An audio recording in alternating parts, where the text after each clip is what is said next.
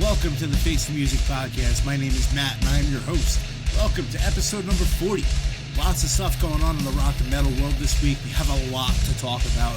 Also have our top 10 featuring some great new music from Face the Music alumni and my special guest on today's show, Sean of Devoted Fusion. You ready? Let's do it. What's going on, everybody? Welcome to the show. How's everyone doing? Special shout out to my friend Bitoku of Sailing Before the Wind for coming on and talking about the band, about the Japanese metal scene, about his time in Crystal Lake. It was very cool getting to learn about the Japanese metal culture and about you, my friend. Thank you again for coming on the show. Sailing Before the Wind is a top tier Japanese metalcore band. They've been on the top 10 a couple times now, but if you haven't checked them out yet for yourself, hit pause now and go check them out. On today's show, guys, there is so much to talk about in music news. We have this week's top 10 jam-packed with new music from lots of bands who've never made the list yet, and a couple of friendlies who have appeared on the show before. Also on today's show, my good friend Sean Cusack of Long Island prog band Devoted Fusion. Now, I've known Sean for over 10 years at this point, and I've seen him come such a long way as a musician, as a songwriter, and we talk about the soon-to-be-released Devoted Fusion album, Ship Me to Heaven, which actually sees Sean, for the first time, taking the wheel on all recording, mixing, mastering, the production of the album. Did it all in-house. Pretty scary thing for...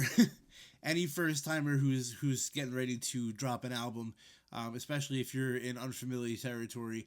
But we talk about, the whole production of the new album. It was a really good conversation. We'll get to all of that in just a couple minutes, but first, let's hear from today's sponsors. Here we are, everybody. We are in 2026. The new year, new me is in full effect. Our resolutions are set, our gym memberships are bought, but the reality is that most New Year's resolutions will fade by February. But real change doesn't come from being somebody new. It comes from small, consistent habits that create growth over time. One thing for me that I always had to work on was finding a way to pay my bills on time. And I know that seems silly, but I can never make it happen. So I would always forget about what I had to pay every month with streaming services. So what I started doing was, rather than wait for the potential of paying late or going negative in my account, I opened up a new account just for bills. I took a total of my monthly expenses, and I knew that by the end of the month, I needed to have that amount in the new account. Divide that by 4, and every week I would just put 1/4 of my total in, and I haven't missed a payment in a long time. It took time to get used to, but now it's such a common practice that it's become routine. And therapy works in a pretty similar way to that. It isn't a quick fix, but it is a habit that we need to build over time. A habit that helps us grow and understand ourselves and build lasting support for our well-being. BetterHelp is a trusted sponsor for today's video and a very simple starting point for starting therapy today. It is so simple to get started. You fill out a questionnaire and you'll match with a therapist in as little as a few days. BetterHelp matches you with a therapist based on your preferences. their own clinical experience, and over a decade of matching expertise. You can switch your therapist at any time at no extra cost to you if it's not the right fit. There's over 6 million people who have gotten help from BetterHelp, the platform that you can trust. Click the link in the description, or you can go to betterhelp.com/facethemusic and get 10% off your first month of therapy. Bands, friends, if you would like to be a guest on the Face the Music podcast, email me. You can DM me on Instagram too. Let's set it up though. But just a heads up, I am booked for about a month or so already. So if we record, let's say today, it's not going to air for another month. I got a little bit ahead at the end of 2025 to give myself a little bit of padding room, and I want to keep up with that through the year. So just be, aware that what you record today probably won't air for a little bit. But don't let it stop you from hitting me up. I want to get as booked as humanly possible this year. Let's get the damn thing going. It's going to be a hell of a year. I'm very excited for everything this year. But yeah, just, shoot me an email, ftmpod@gmail.com, or just hit me up on Instagram. Just want to take a quick second, as I do every single week, to thank all of my first-time listeners. It is my pleasure to welcome you into the Face of Music family. I hope you like what you hear today, and please make sure, if you do, you go check out all the other great episodes of the Face of Music podcast from 2025. I value your time, so when you choose to spend it listening to my podcast, I promise not to waste the time that you've invested into me. Let's turn off the outside world for a little bit every week. Fuck politics, fuck the news, fuck what happened at work. Face the Music podcast is all about the music. I'm here to talk with you about all things hard rock and metal, expose you to some great music, including minimally 3 independent artists every single week, and bring you some fun and entertaining discussions with artists that you may know and love, such as Chris Contos and Jason Bittner, respectively, of Machine Head and Shadows Fall, to artists that you may not know yet, but I believe should be on your radar. Thank you for tuning in. I sincerely hope you enjoy. And for all of my returning listeners, as I do every week as well, thank you for investing your time in me week after week. Thank you for sharing stuff on social media, for reacting to posts, commenting, talking to me directly, messaging me in my DMs, talking about the show. I appreciate all that. Thank you so much for believing in me. And thank you for listening to another episode of the Face of Music podcast. I love you all, and I'm so thankful and so lucky to have your support. I do not and will not ever take that for granted. All right, guys, so we are going to jump right in. Before we kick off today's top 10, for all of my new listeners, I just want to do a really quick rundown for you, okay? Whether you're listening on YouTube or Spotify, first of all, please just hit subscribe. If you are listening on YouTube, however, you're not going to hear the clips from our top 10. Long story short, YouTube blocks all the sound clips and could actually end up getting my channel taken down if I have enough repeat offenses. So I'm not trying to have that happen. I work too hard on this shit. But if you would like to hear the clips from today's top 10, please just head over to Spotify. And that's really how the full episode is going to be intended to be listened to. But I also have a full playlist of all the songs featured from every top 10 that we've ever done, from week 1 all the way through today, also on Spotify. This is 40 weeks of carefully curated, truly fantastic hard rock and metal bands from all over the globe. My friends, it is time for today's top 10. Today, we will be hearing from Pain Body, The Amity Affliction, Era, Convictions, Dark After Dawn, Knock Loose, Resistor, Motionless in White, Nevermore, and Devoted Fusion. Number 10, we kick it off with Sean and the Boys in Devoted Fusion. The Long Island prog band is gearing up for their newest release, Ship Me to Heaven, which is due out this April. You're going to learn a lot about the band in a little bit when I interview Sean, so for now, just enjoy their second single off of the brand new album. At number 10 this week, this is Devoted Fusion with Abandoned Ship.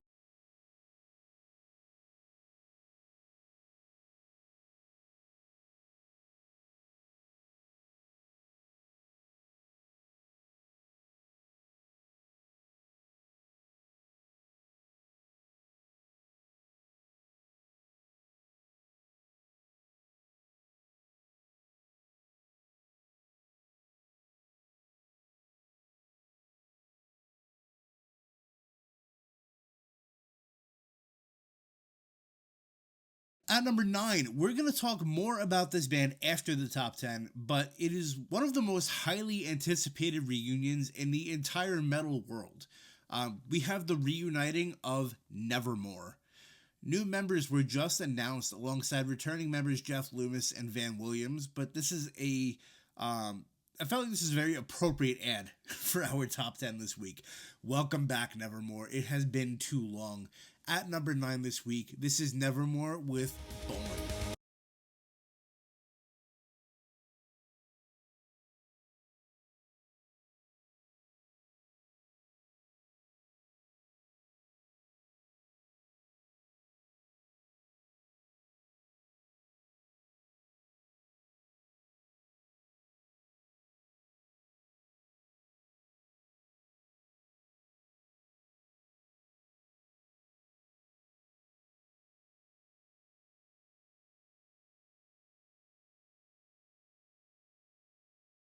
Number 8, we have the band Convictions. Convictions are new to the top 10, and I only just found out about this band the other day, which is shocking considering they've been around for almost 15 years. The band hails from Fremont, Ohio. They formed back in 2012, and they are what they call aggressive worship. Yes, they are a Christian metal band, but similar to bands like For Today and Impending Doom, they are brutal as fuck. The band just announced a couple days ago There Was a Light Here tour, also featuring Demon Hunter and Cultist, which starts this May. Go check it out, buy tickets to the show. I will probably end up going to one of these shows. They look insane. The song I'm going to play for you today, though, came off of their 2024 album, The Fear of God. At number 8 this week, this is the title track from that album. This is Convictions with The Fear of God.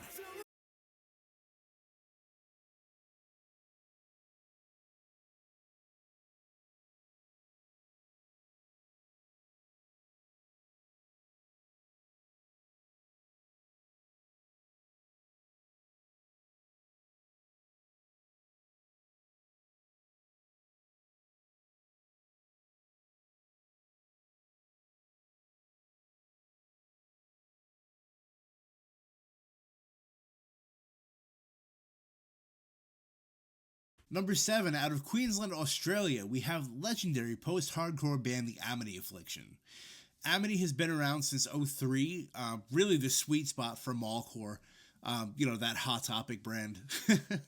The band has released 8 albums since 2003, and they have one more on the way this year called House of Cards. They've gone through a few different genre switches through their career. They've been heavy, they've been kind of pop rock, they've been kind of hard rock, and now I feel they have a really good mix of all three in one. I'm really excited to hear what the new album has in store for us, but if it's anything like the leading single, I know that I'm not going to be disappointed. At number 7, this is the Amity Affliction with the title track from their upcoming album. This is House of Cards.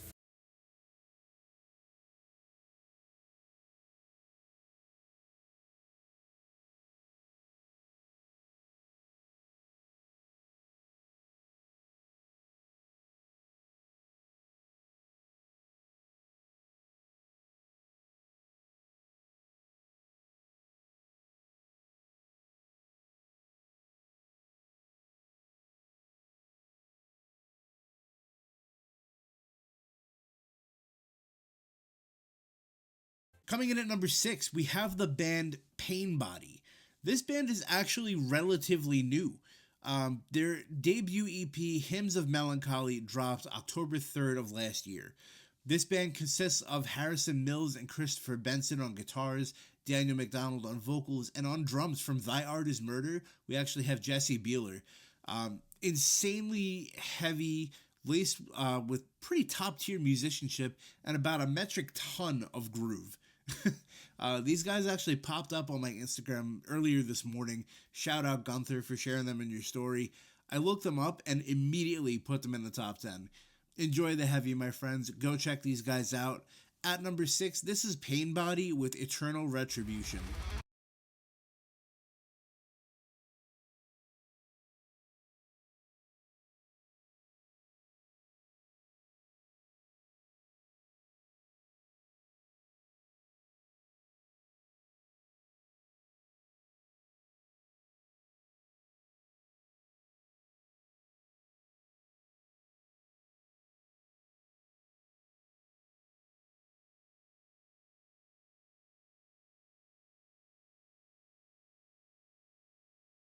Number 5, we hear from another band who's been around just absolutely forever.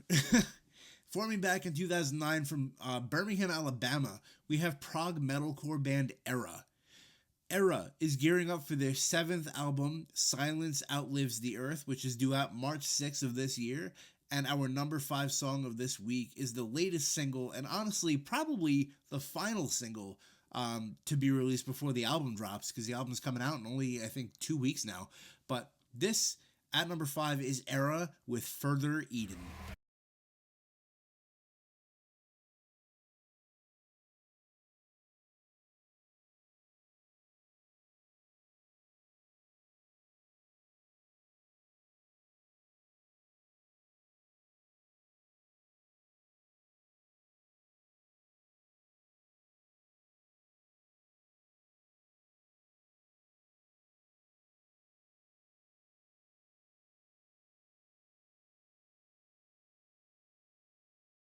At number 4, we have a song that I am hereby challenging all of you to do a do not react challenge.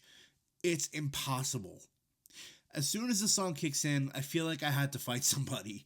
Knocked Loose just dropped a legitimate rager called Hive Mind, featuring a very unexpected guest on the track, Denzel Curry. Goes from a total shit kicker to more of a trap hip hop feel, and then revs right back up into heavy. It's a truly killer track, and I hope we get some more Knocked Loose very soon, right in this same vein. Brian's voice sounds so much more polished, so much more toned. It looks like he's really just been putting in the work to become a cleaner vocalist instead of that Mickey Mouse shit. He's really found like a groove with his voice. I actually really love the new sound, similar to the old, but not. It sounds. Well, I'll be honest, it sounds better. No offense, Brian. At number 4 this week, though, this is the brand new shit from Knocked Loose featuring Denzel Curry. This is Hive Mind.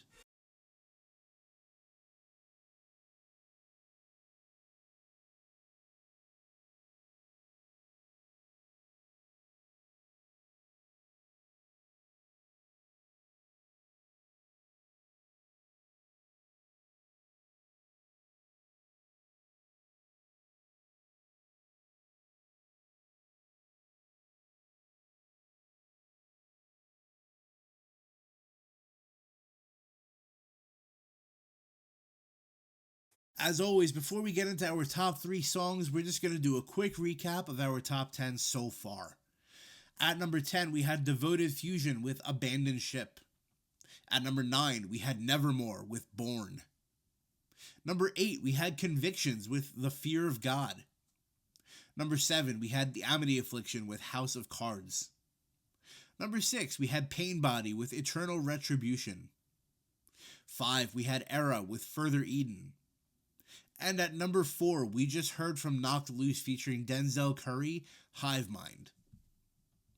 At number 3, my boys are here to bring the fucking ruckus once again, except this time with a huge announcement.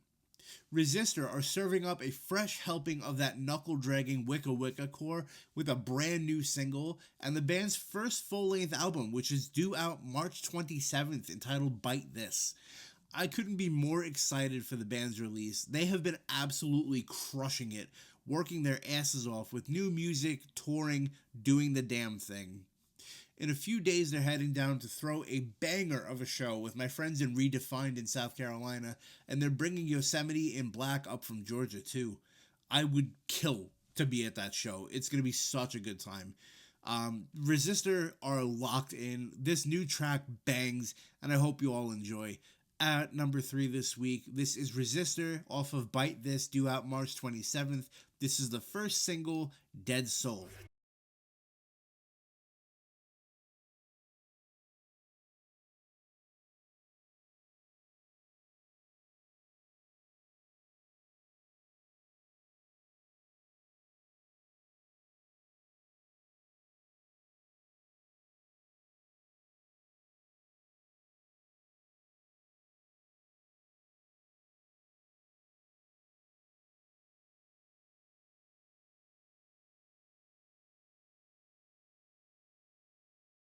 At number 2, it is fucking daddy time. That's right, my boys in Dad or Dark After Dawn are back with another track. They released Shadow Work a little while back, which showed the new era of the band, a new look, new members, a new sound, and a whole new attitude. These guys just filmed a series of videos for their new new EP that hasn't officially been announced yet, but I hope we hear something soon. I'll take more new music and videos anytime though. At midnight last night, they dropped the brand new video for the song Bloodshot. It was one of those moments where as soon as the song started, I knew it had to go on our top 10. I'm so proud of these guys, and I will do whatever I can to support them. Get used to hearing about them. They're going to be on here a lot. Our number 2 song this week, this is Dark After Dawn with Bloodshot.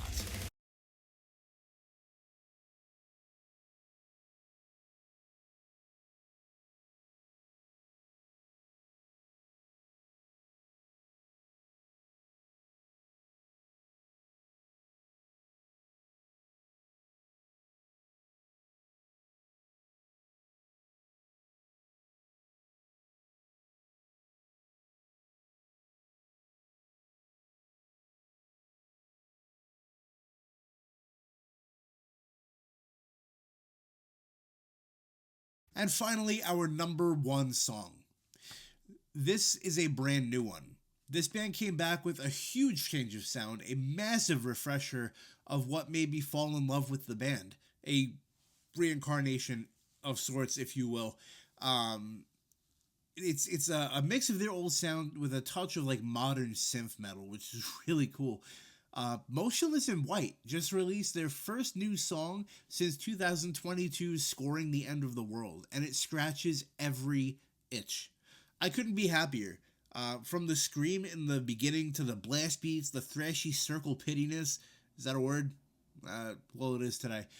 It definitely reminds me of Trivium's writing style, and then an absolute massive chorus that Motionless in White really has become synonymous with.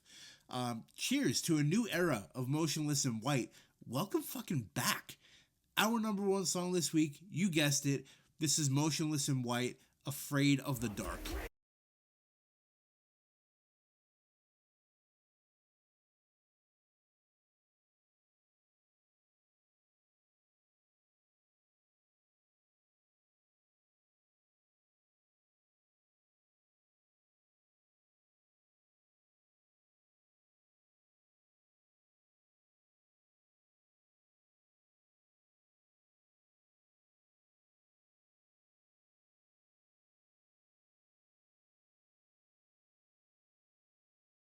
Every week, I am proud to feature both signed and unsigned bands from all over the world, from USA to Japan to the UK to Australia and well beyond. I find a lot of bands, guys, but I only deliver the best of the best directly to you. It's my favorite part of doing what I do. It's supporting music, and it's something that I'm extremely passionate about, and I do it because if you're listening, we share that passion. So go follow these bands. Let's help them grow together. You can find the Face and Music Top 10s playlist featuring all of the bands that you hear right here on the podcast by either searching on Spotify or scanning the code that is on your screen now. Guys, real quick, if you haven't already, please make sure you are subscribed to the podcast on Spotify and YouTube. Get automatically notified when new episodes are posted. Go follow my socials on Instagram and Facebook. And if you see something on social media that intrigues you, just engage with it. The commenting and the conversation really helps the algorithm. Thank you so much, guys. I appreciate the support. In music news this week, first up, let's talk about Arch Enemy. For anybody who's been following the band for the last couple of years, you know how much movement has been happening with band members. It's been a revolving door, to say the least. There's a Wikipedia page dedicated entirely to the former members of the band, but in recent years, most notably, 2 major players have left the band. Jeff Loomis left in 2023, and Alyssa Whiteglues left last year in 2025.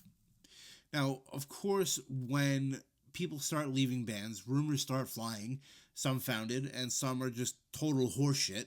But Jeff leaving there instantly put rumors out there that he was putting Nevermore back together, which was later confirmed.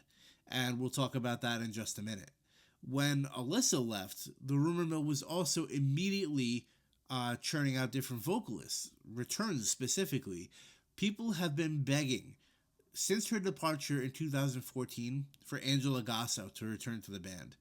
A few days ago, Angela, as well as all members of Arch Enemy, wiped out their social media, cleaned out on Instagram. Granted, now, Angela has been managing the band behind the scenes since she left. That was the role that she said that she wanted.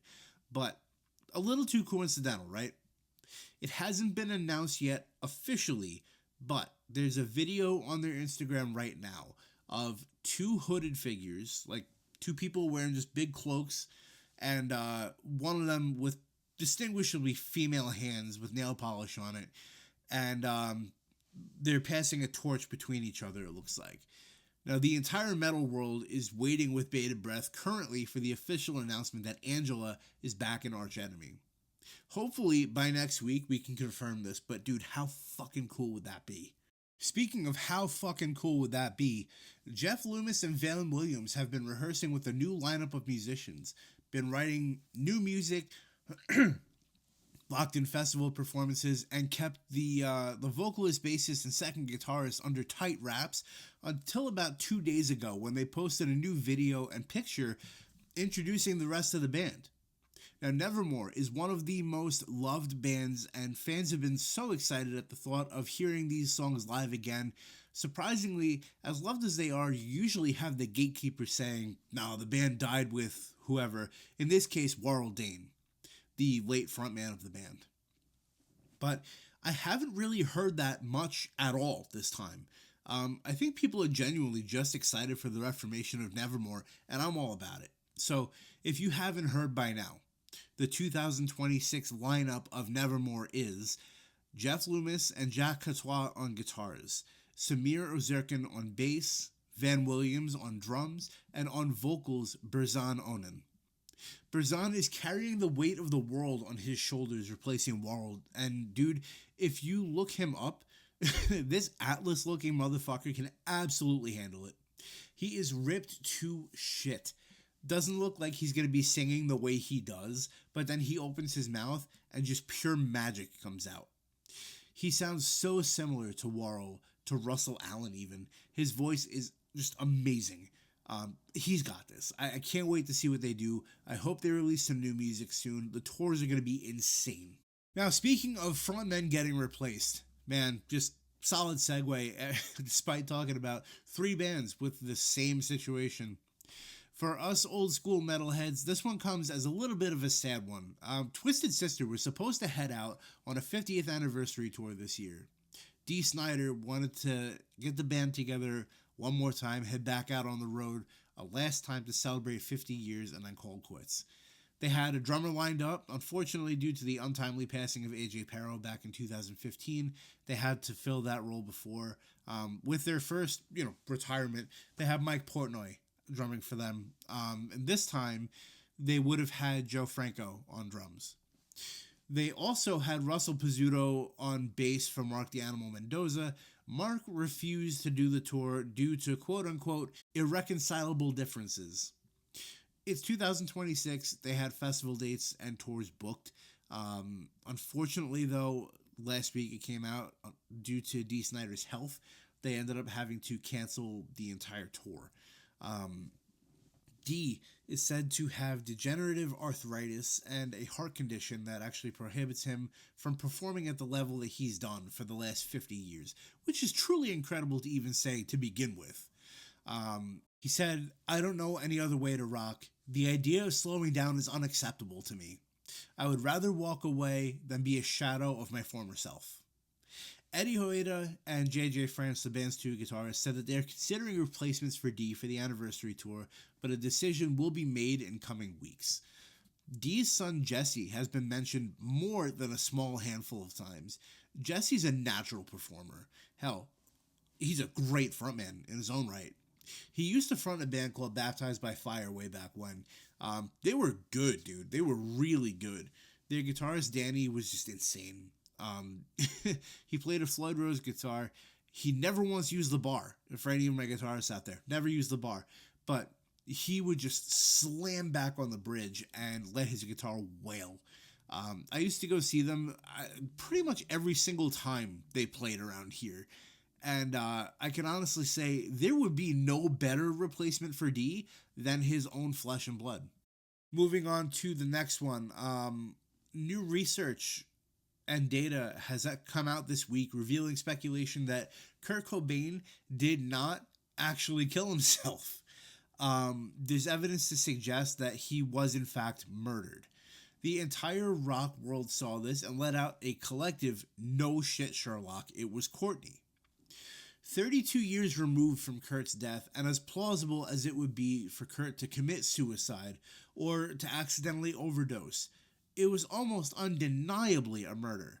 How the fuck is it that it took 32 years to come to the conclusion? It's just beyond me, but at least we got there. Lastly, a tragedy in the rock world this week. I would like to offer my sincerest condolences to the Three Doors Down camp. We lost one of the best voices of my generation last week, Mr. Brad Arnold. Brad was such a gifted singer, lyricist, and performer. He was such a relatable guy and always seemed so humble. Never heard a single story about him big leaguing anybody or being a dick to his fans. Brad unfortunately lost his battle with cancer and tragically passed away. He was 47 years old. If you saw my Instagram post last week, you know how much this band means to me. It's so sad. God bless Brad.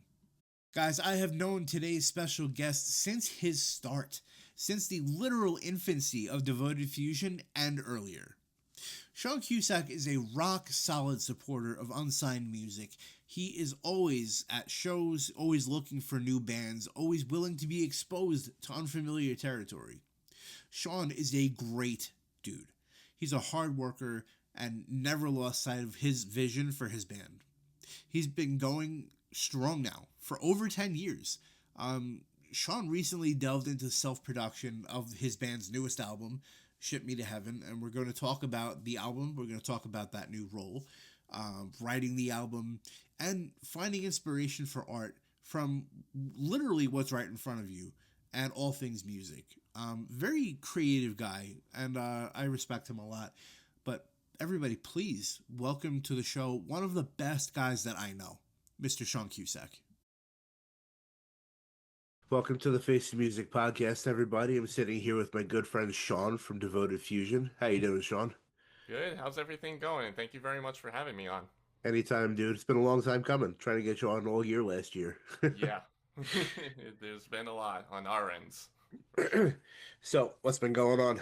I know you guys have the new album coming out soon, but Yes, so the new album, which we just announced recently, is called Ship Me to Heaven.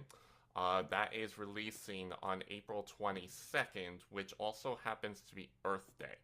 okay. Very significant day for that, which is very nice. And along with that, we also just announced we will have our album release show on April 26th at Amityville Music Hall. Um, and that's on Sunday, April 26th. So we got a lot of work done so far, including the release of the first song from this album, which is called In Ship, and that is available on all streaming platforms right now, along with the music video that was directed by the amazing Tom Flynn. Mm. Um, with his help and getting all this done at Threshold headquarters, this really meant a ton to us that Yeah. we got so much really good recognition so far. So it really means a ton, and we can't wait to have an amazing album release coming up here. So. Of course, at the time of recording, we only just learned last week that Threshold had burned down due to a fire that happened next door. So RIP Threshold. And if the GoFundMe is still active by the time this airs, if you have the means, everybody, please donate. They're a great bunch of guys. They work extremely hard. They're kind of a staple in the Long Island music scene. So if you Yes, have the definitely means, donate. please give. Um, but yeah, to talk about that show real quick, I know we just talked about it the other night. I'll have a table set up there too. So Face the Music Podcast will be present at the album release show for Devoted Fusion. And you have yourself one hell of a lineup. Yeah. You have my boys in Gavel down opening the show. So That's I actually found three of those four bands myself.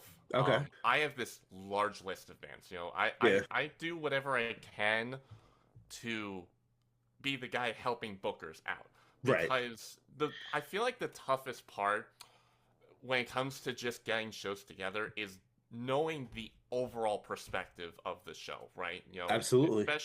Especially on my end where I have experience with, the marketing, what the expenses are towards a show, what's the people that are being hired to do the show, like the sound guy, the door guy, people working the bar, security. There's only so much that goes on, and when you book a show, you run the risk because you're giving so much trust to so many bands that want to get shows going and for the right reasons. Bands want to Right. get out there, they want to play shows, they want to do everything that they possibly can Exactly. to get a fan base, right? And I think one of the, huge benefits to this lineup is that it's such a strong presence due to, so much experience that we've had playing our own shows. We've had several headline shows at the old Amityville Music Hall. Um, and we've made significant impacts. We draw between 25 to 40 people in that occasion, and we can only hope with something like this that we can draw more than that, of course. But I Right. think what's beneficial about this is that, yes, I found three of those bands, the local bands, Ramen Air, Greater Us, and Gavel Down. They're super respectful people, Oh and yeah. they are amazing. Now, Take the Flame is from Connecticut, and that Yes. was a band recommended by Tom from Moon Groove Records.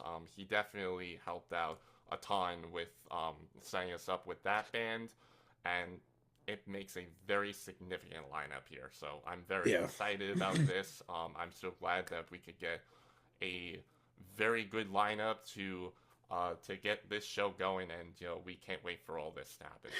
So I just want to take a second and drop a big shout out to my boys in Gavel Down. They are one of my favorite guests that I had on the show last year. Hearts Run Dark was my overall album of the year for 2025. And they put on a hell of a performance at the Project Zero show. So that's a great way to kick off the show.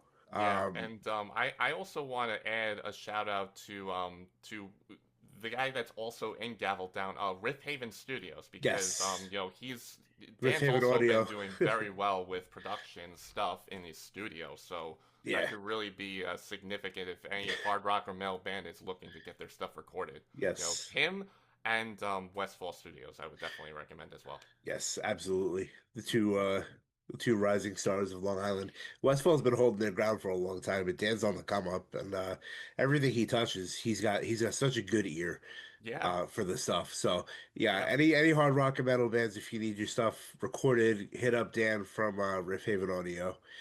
So Sean, um, you guys did record this at Westfall, right? Oh no, you self-produced, We self-produced this album that is but the other ones were the other ones were Westfall. So okay. from Redemption in 2018 up until the King of Equality re-recorded all of that, and that includes the Hill Valley '88 album. Right. All of that was recorded at Westfall Studios, and the engineering work was done by Anthony Lepardo and Ray Marte. Wonderful guys if you're looking for a recording. But yeah, this album we did all ourselves, and a majority of the help came with our new coming uh, drummer Brett Senser, who joined this lineup in 2024, Hmm. and and of course Jack was able to help us with uh, the bass recordings with this album as well.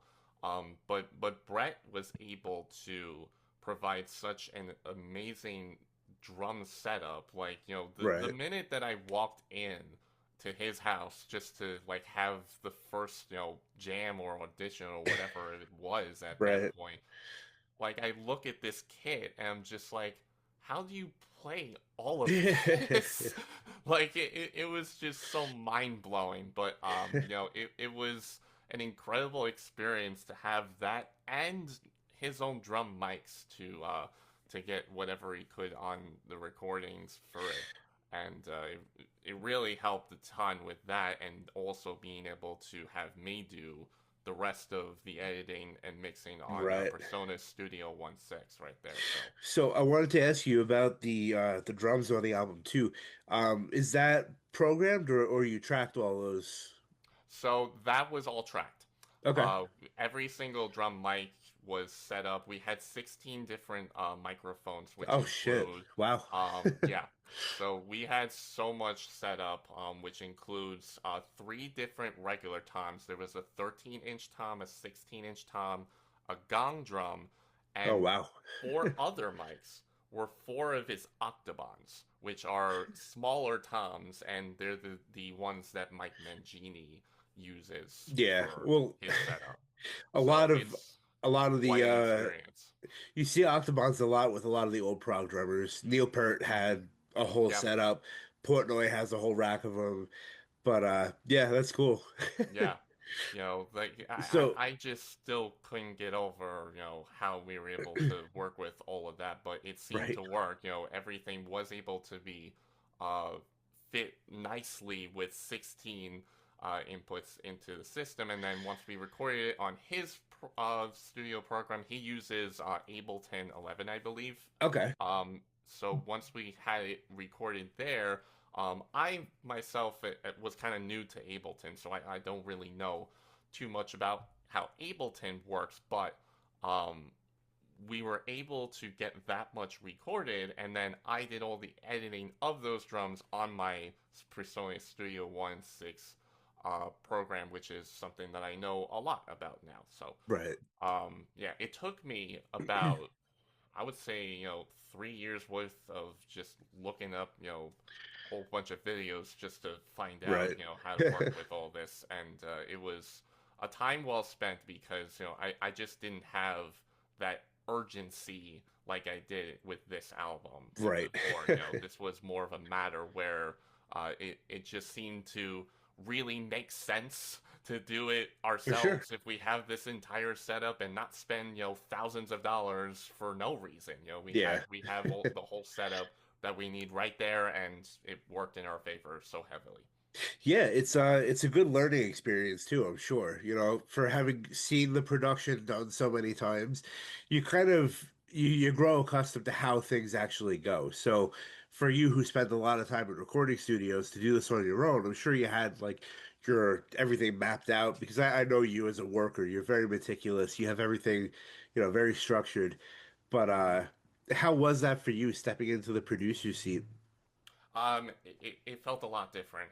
Yeah. I do have to say that, there was a lot of hesitancy at first, only because, I kind of expected this to be a very long-term project. And, sometimes when you have new members, that haven't really been involved with the stuff that we do, like the Hell Valley 88 album as an example, when you have new members that come into this band and they don't really understand, that this kind of thing is a long term project, it's kind of tough to understand their patience. But I think it's very true to the matter that the patience is well worth it.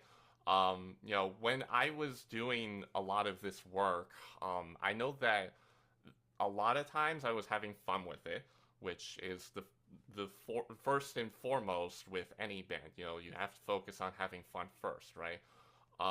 But I mean, there was a lot of work done, especially on the drum side. So when it came to editing, I think the most difficult part was just having to do this for at least 3.5 months straight. I started off with the drum recordings, and that immediately led to editing.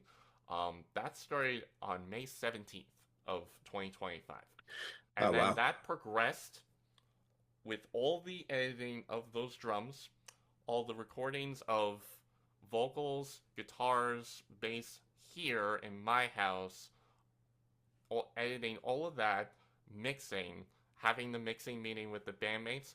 It took from May 17th, 2025 up until the end of August in Damn, dude. 2025. So it was a very, very complex project. And I think the most difficult part about that is that, um, you know, with me spending like almost every single night on this album trying to work my ass off on it, it sacrificed time and a lot of time that I spend with Yeah. family, friends, and so much that can go on in my life.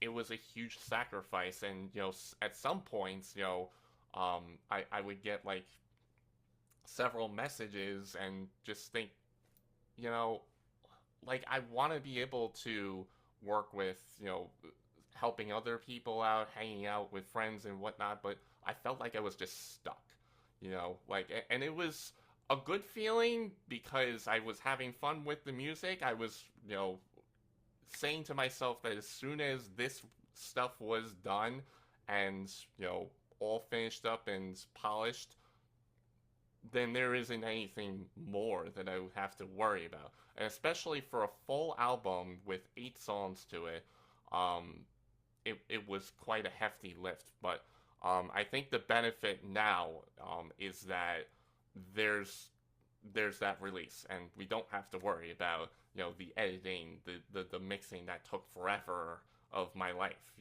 It's a matter of just getting this release out there and having fans enjoy it. So. Right. So to jump back into that now, you you're when you recorded your guitars, I noticed that you have a very clear guitar tone on the recording, at least for InShip. I haven't heard the rest of the album yet, but did you do multi-tracking for that? Like, did you double or quad or Okay, is it so I singles? doubled it. I didn't think about quadding because I figured the double would be sufficient enough. Right. And they are two separate guitar tracks. Now, I know that, there were probably one or two people that were saying that the guitars weren't super wide. Hmm. But I think the best reason that I can give with that is that if I widen the guitars further, and I explained this on my new YouTube video, which actually shows how I mix and ship, right? When I widen the guitars, I only do it so much that we still have a balance with all the instruments.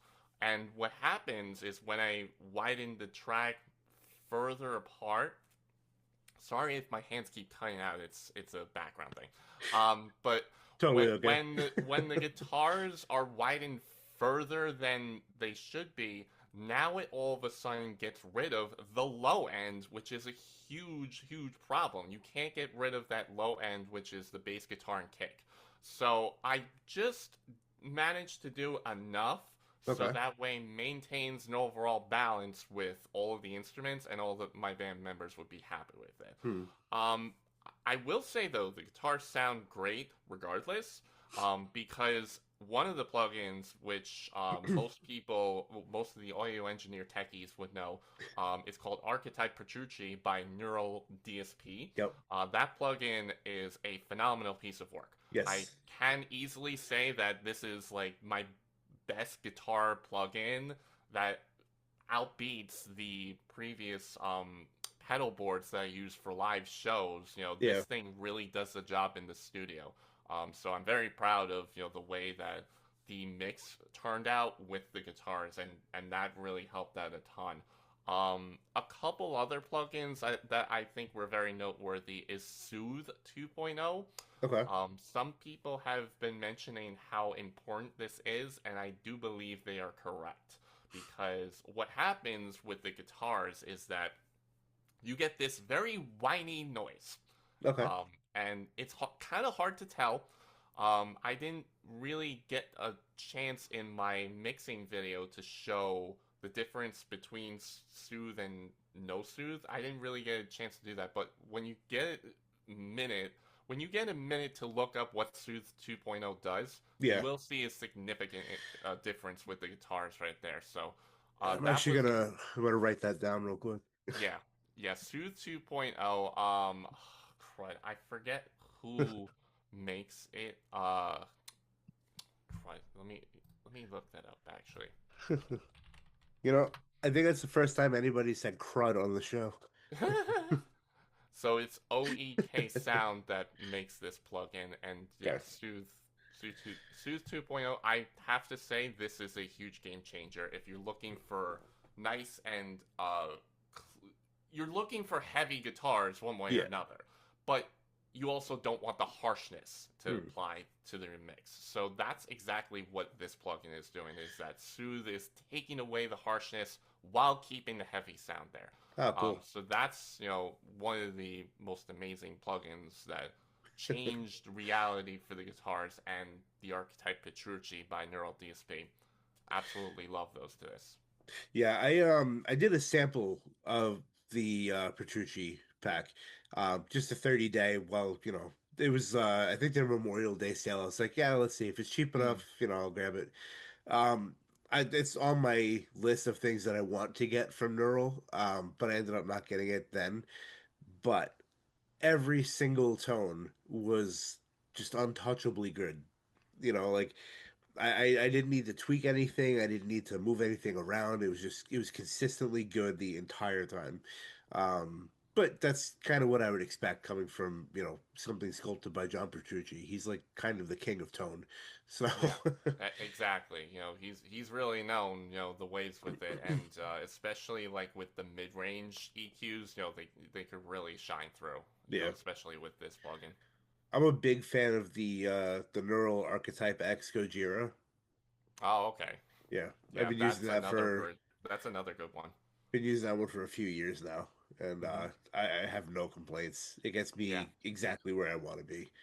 you know. But I mean, you've known me for a while. I'm not big on things like pedals, so I'll never go out of my way to buy a pedal. Right. If I could digitize it, I will leave it digital.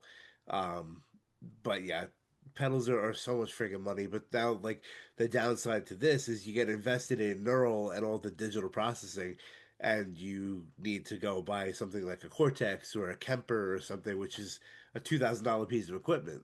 Well, the subject with pedals is interesting because I do enjoy the multi-effect pedal boards. Yeah, I'm not all about, just individual pedals and whatnot.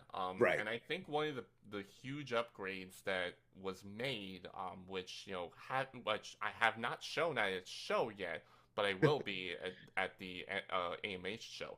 Um, my new setup went from this 1x12 Fender combo amp that I used to have for all the shows in the past to Yeah. now having a 2x12 upgrade. And that upgrade is a head and cab now. So the head is it's a Boss Katana. I think it's V3 if I'm not mistaken. But Hmm. the Katana is plugged into a 2x12 cab, and it's a Harley Benton, which has the vintage 30s speakers, which Very are by cool. far the best speakers for any cab. You definitely want that as a guitarist. But I also, with that Boss Katana head, I got the foot switch, which I think is called like the GAFC uh, foot switch or something like that, and it can control what's on your head. So that's one of the things that really, really helps out is that you can just get something that can control what's on your head without having to worry about like external pedals and all this random nonsense. You get a Yeah. really good tone from what you initially had bought for that setup. So, Yeah, I'm looking up the katana head right now. That's pretty cool. hmm You have the yeah, 100 watt? Yeah, the 100 watt one. Arguably the best solid state head I think in the market right now. I would Very cool. definitely recommend if you're one of those kind of people that is just afraid of having to deal with changing tubes on tube amps and whatnot. You want to stick to solid state, but you want a really significant sound. Boss Katana's done the job, so Yeah. I Oh, definitely do approve of that. I don't know if you can see if I turn my camera, but that's my The baby. the Black Star. I've seen and heard a lot of great things about Yes. that. So right here is all amp tube modelers. So Okay. I think there's like six different tube models on there. So I don't Yeah. have to worry about like solid state versus tube. It's just everything's preamped anyway. That's Um really good. yeah, and That could really help out. it takes someone who doesn't know a lot about equipment like me and makes it extremely easy and accessible to get the sound Mm, that I'm looking for. So, yeah. or I should say, uneducated but working on that.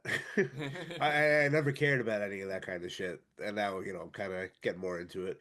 But yeah, I mean, as far as amps go, this has been my most reliable that I've ever had. So, I can't Yeah, wait to hear the Katana though, because I've never yeah, even heard about that until right now. and it's really good to have, to your Black Star. It's really good to have, multiple options too, so Yeah. that way you don't feel like you're sitting on one option the entire time. So, Yeah. Well, I mean, my next investment is going to be a Cortex okay, yeah. for sure.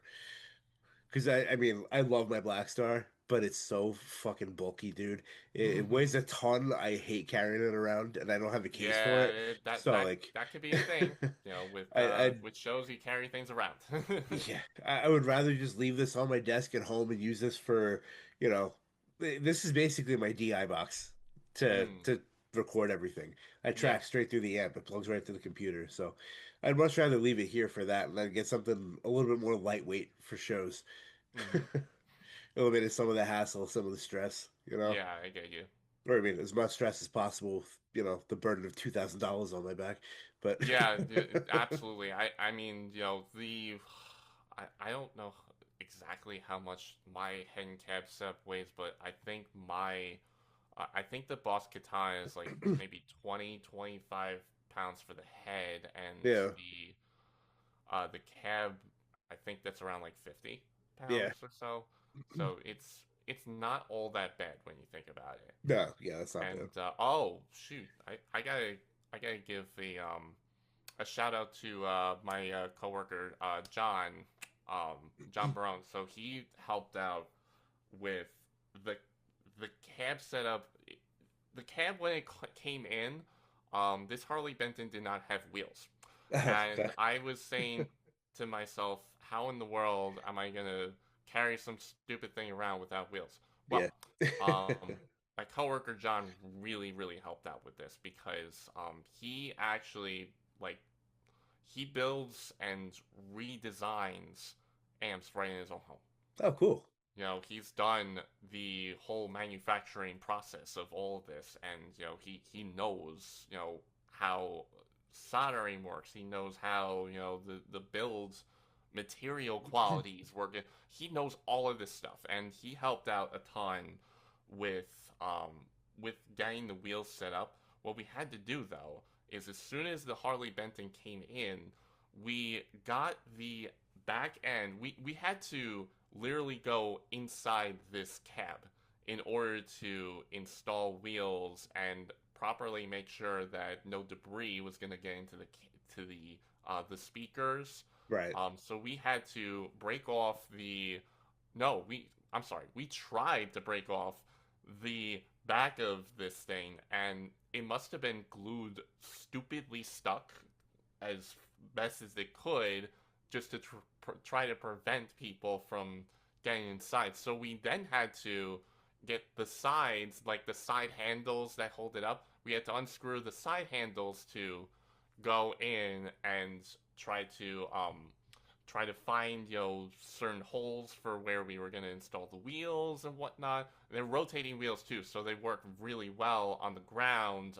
and they also have their own brakes, so it's perfect to utilize. But it was quite a process to get that much installed too. So Right. um, I gotta give credit to him because he really helped out with the installation of the wheels, and wouldn't wouldn't have been able to bring this to Brett's house, without that. So. So I can't wait to see that at the show. Hmm.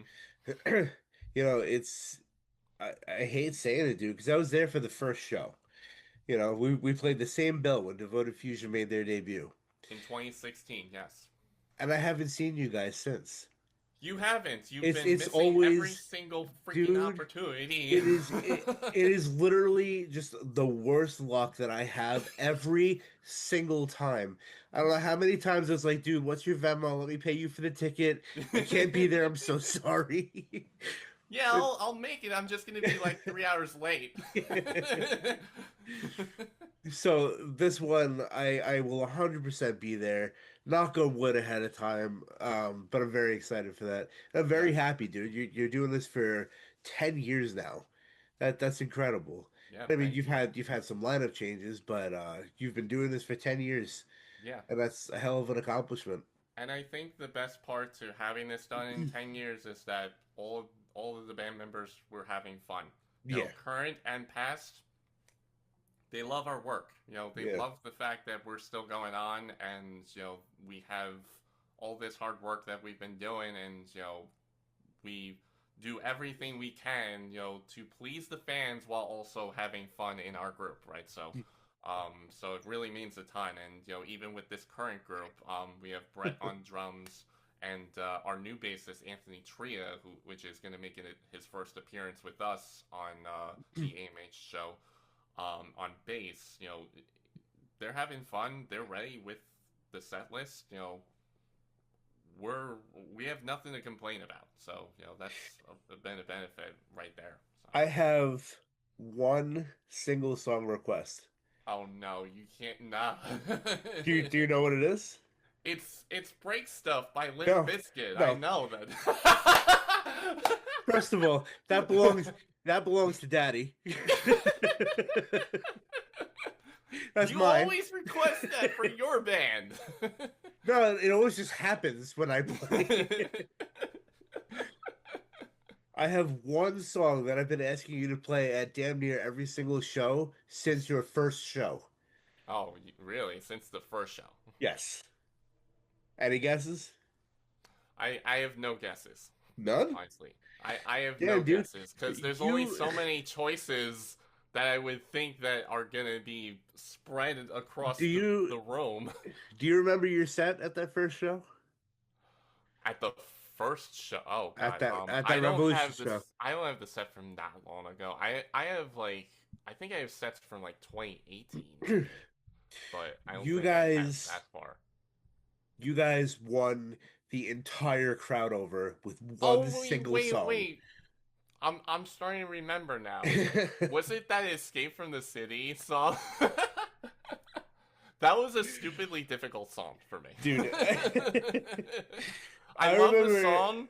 I love the song, but honestly I don't know if the other band members currently know it. I know it, but I it's only been too long since I've played that one. It would be fun to get back into that. Something video game related would be pretty darn awesome if we could get that going.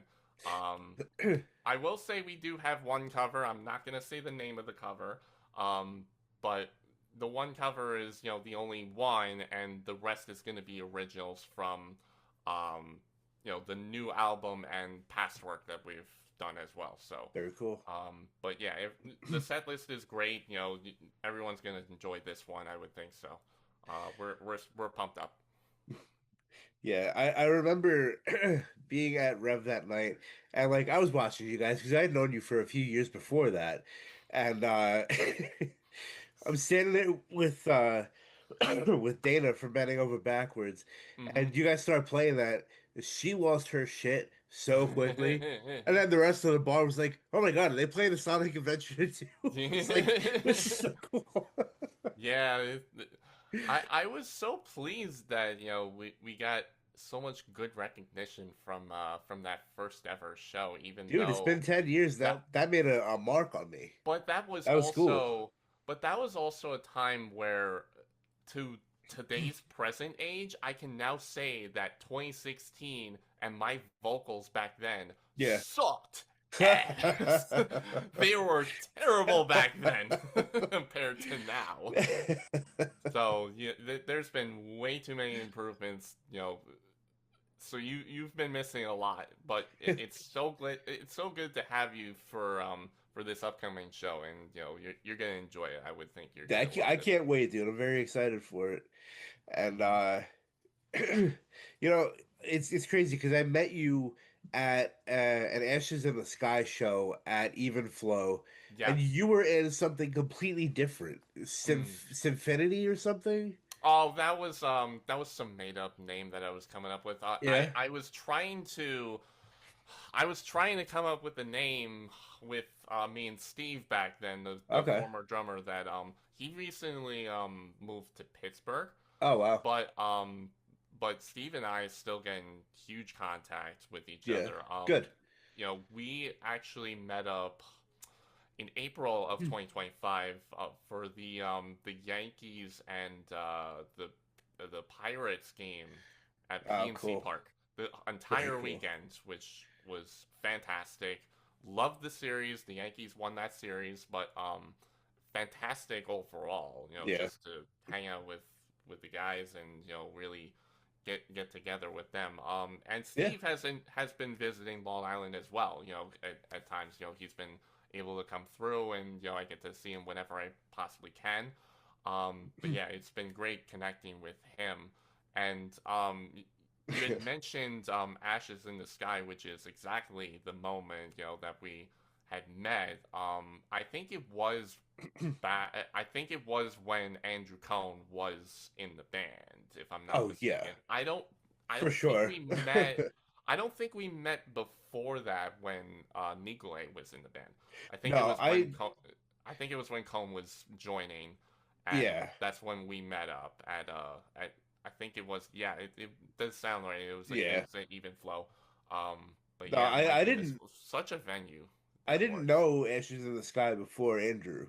Mm. I was very new to them, but Well, it was also Andrew Nicolay, so there were two Andrews in that uh, in that sense. So so Andrew Kahn then.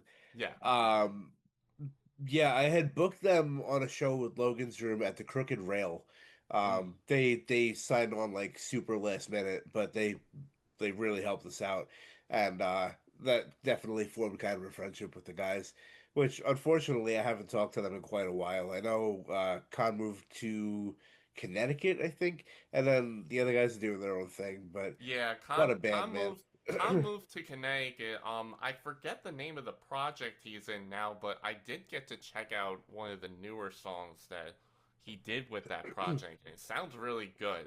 Is I he kind of wish still? I remembered that name though, because I know he shared it at one point, but I it just slipped out of my head. Is Probably like a week later or so. are they still doing illusions? I don't know if they're still doing illusions. I think one of the factors is that uh, with Johnny Gunther that moved out of Long Island, I think that it's just been difficult for illusions as a group, Yeah. just to try to get together and see who's actually going to stay and who's being picked up for that band. So Yeah. I don't really know what's going on with that band as of right now, but hopefully we see some sort of reunion one way or another. So Shout out Gunther. He's my boy. I love that kid. yeah, he's been great. Monster drummer. Hmm. He finally, the last I saw, he got his home studio set back up in Indiana. So Oh, he's he been did recording and so. shit. Yeah. Yeah, that's really good. I know that I got to he had sent me one of his songs and I did a reaction video on it. Yeah, I forgot Um about that. That yeah. was shit, what song was that? It was a Lucid Dreams, I Lucid think Dream? it was called. Yeah. Yeah. God, that song's crazy. Yeah. Yeah, But I he did well with it. everything he's been doing, it's I didn't know the kids got vocals like that. Yeah. Like he surprised the hell out of me with Can You Hear Me? And like with rapping and shit is one thing, but the screams is something else entirely. Like he is so unbelievably gifted. It's crazy. Yeah, But I think it's good that, when you're able to play multiple instruments, yeah. that's significant. Oh, That sure. could really help. So to focus back to the new album a little bit, there's a running theme with the album, right? Yes. So, to kind of give you a summary of what this album's about. So I have it up here, right? So the album is about anyone in particular. I should also mention, since most of you probably don't know the names of the songs on here, I'm not going to explain all of what each song means, but I will say that all 8 of these songs have the word ship in it, which make it a very interesting concept for those that were thinking it was going to be a concept album. So In Ship being the first song, then Companionship, then Battleship, then Abandoned Ship, and then Shipwrecked, Worship, Shipping to Heaven, and Membership. Now, Matt, you've been patiently waiting on this before I get to the album meaning. But you've been patiently waiting for the heaviest song on this album, which Oh, is let's do it. Shipwrecked. Let's Shipwrecked go. is the 5th song on this album. That is definitely the heaviest one, and I promise So, you that. so wait, now I have to ask you though, is that the song that you did that cut with like a year ago? Yeah, the you mean the waking up from bed, Yes. real and just kind into that? Yes, Yeah. that Okay. is what you are expecting All for that. right. So now to talk about this album, because the humor to this is, yes, every song is going to have the word ship in it, but Okay. that's not what this is about. This does not talk about ships. This does not talk about pirates. Ah, This album, instead, it's not it about talks. Somalis? Oh my god. So this album, it talks about anyone in particular who's dealt with a battle that they could not physically win, Okay. and therefore, with everything that they've done to fight through whatever it is, um, they could not make it, and they rested peacefully in heaven due to the struggles that were faced. Right. So I'll give a good example. Okay. My uncle Bill that passed away in 2014. It's a really good example. Dealt with lung cancer for a very long time. And the doctors do whatever they possibly can to help them uh, recover from this cancer, right? Which nowadays, cancer is extremely difficult to hear news about. No one wants to hear that kind of news. It's a difficult sign, but I think the benefit is that you have family and friends around you Yeah. supporting you and knowing that you're not alone in any sense, right? Right. But when when anyone has cancer that it has a rising issue to it, um, it it embarks a journey, right? And that's what this first song, "Inship," is talking about, right? The journey to trying to find something to cure that cancer, right? So the initial response to this would be, you need to go to the hospital, right? It's not something that anyone wants to do, but it's something that more so has to be done. And that's, just the beginning of the story right there. Um, and then and then that leads to the fact that we have friends and family. We have people like doctors that are able to support us through, you know, this issue that has come across. Especially for Uncle Bill. He had friends and family around him. He had doctors, trying to help him out with this. Um, but then, suddenly the lung cancer can get worse, right? You don't really know what's to be expected, unless it's like a sudden thing. So that's what leads to the battle, and it eventually leads to that person passing away, um, which is not something that anyone wants to deal with. No one likes hearing that kind of news, but um, you try so hard. You try as hard as you can to stay alive, with the support you have and whatnot. Right.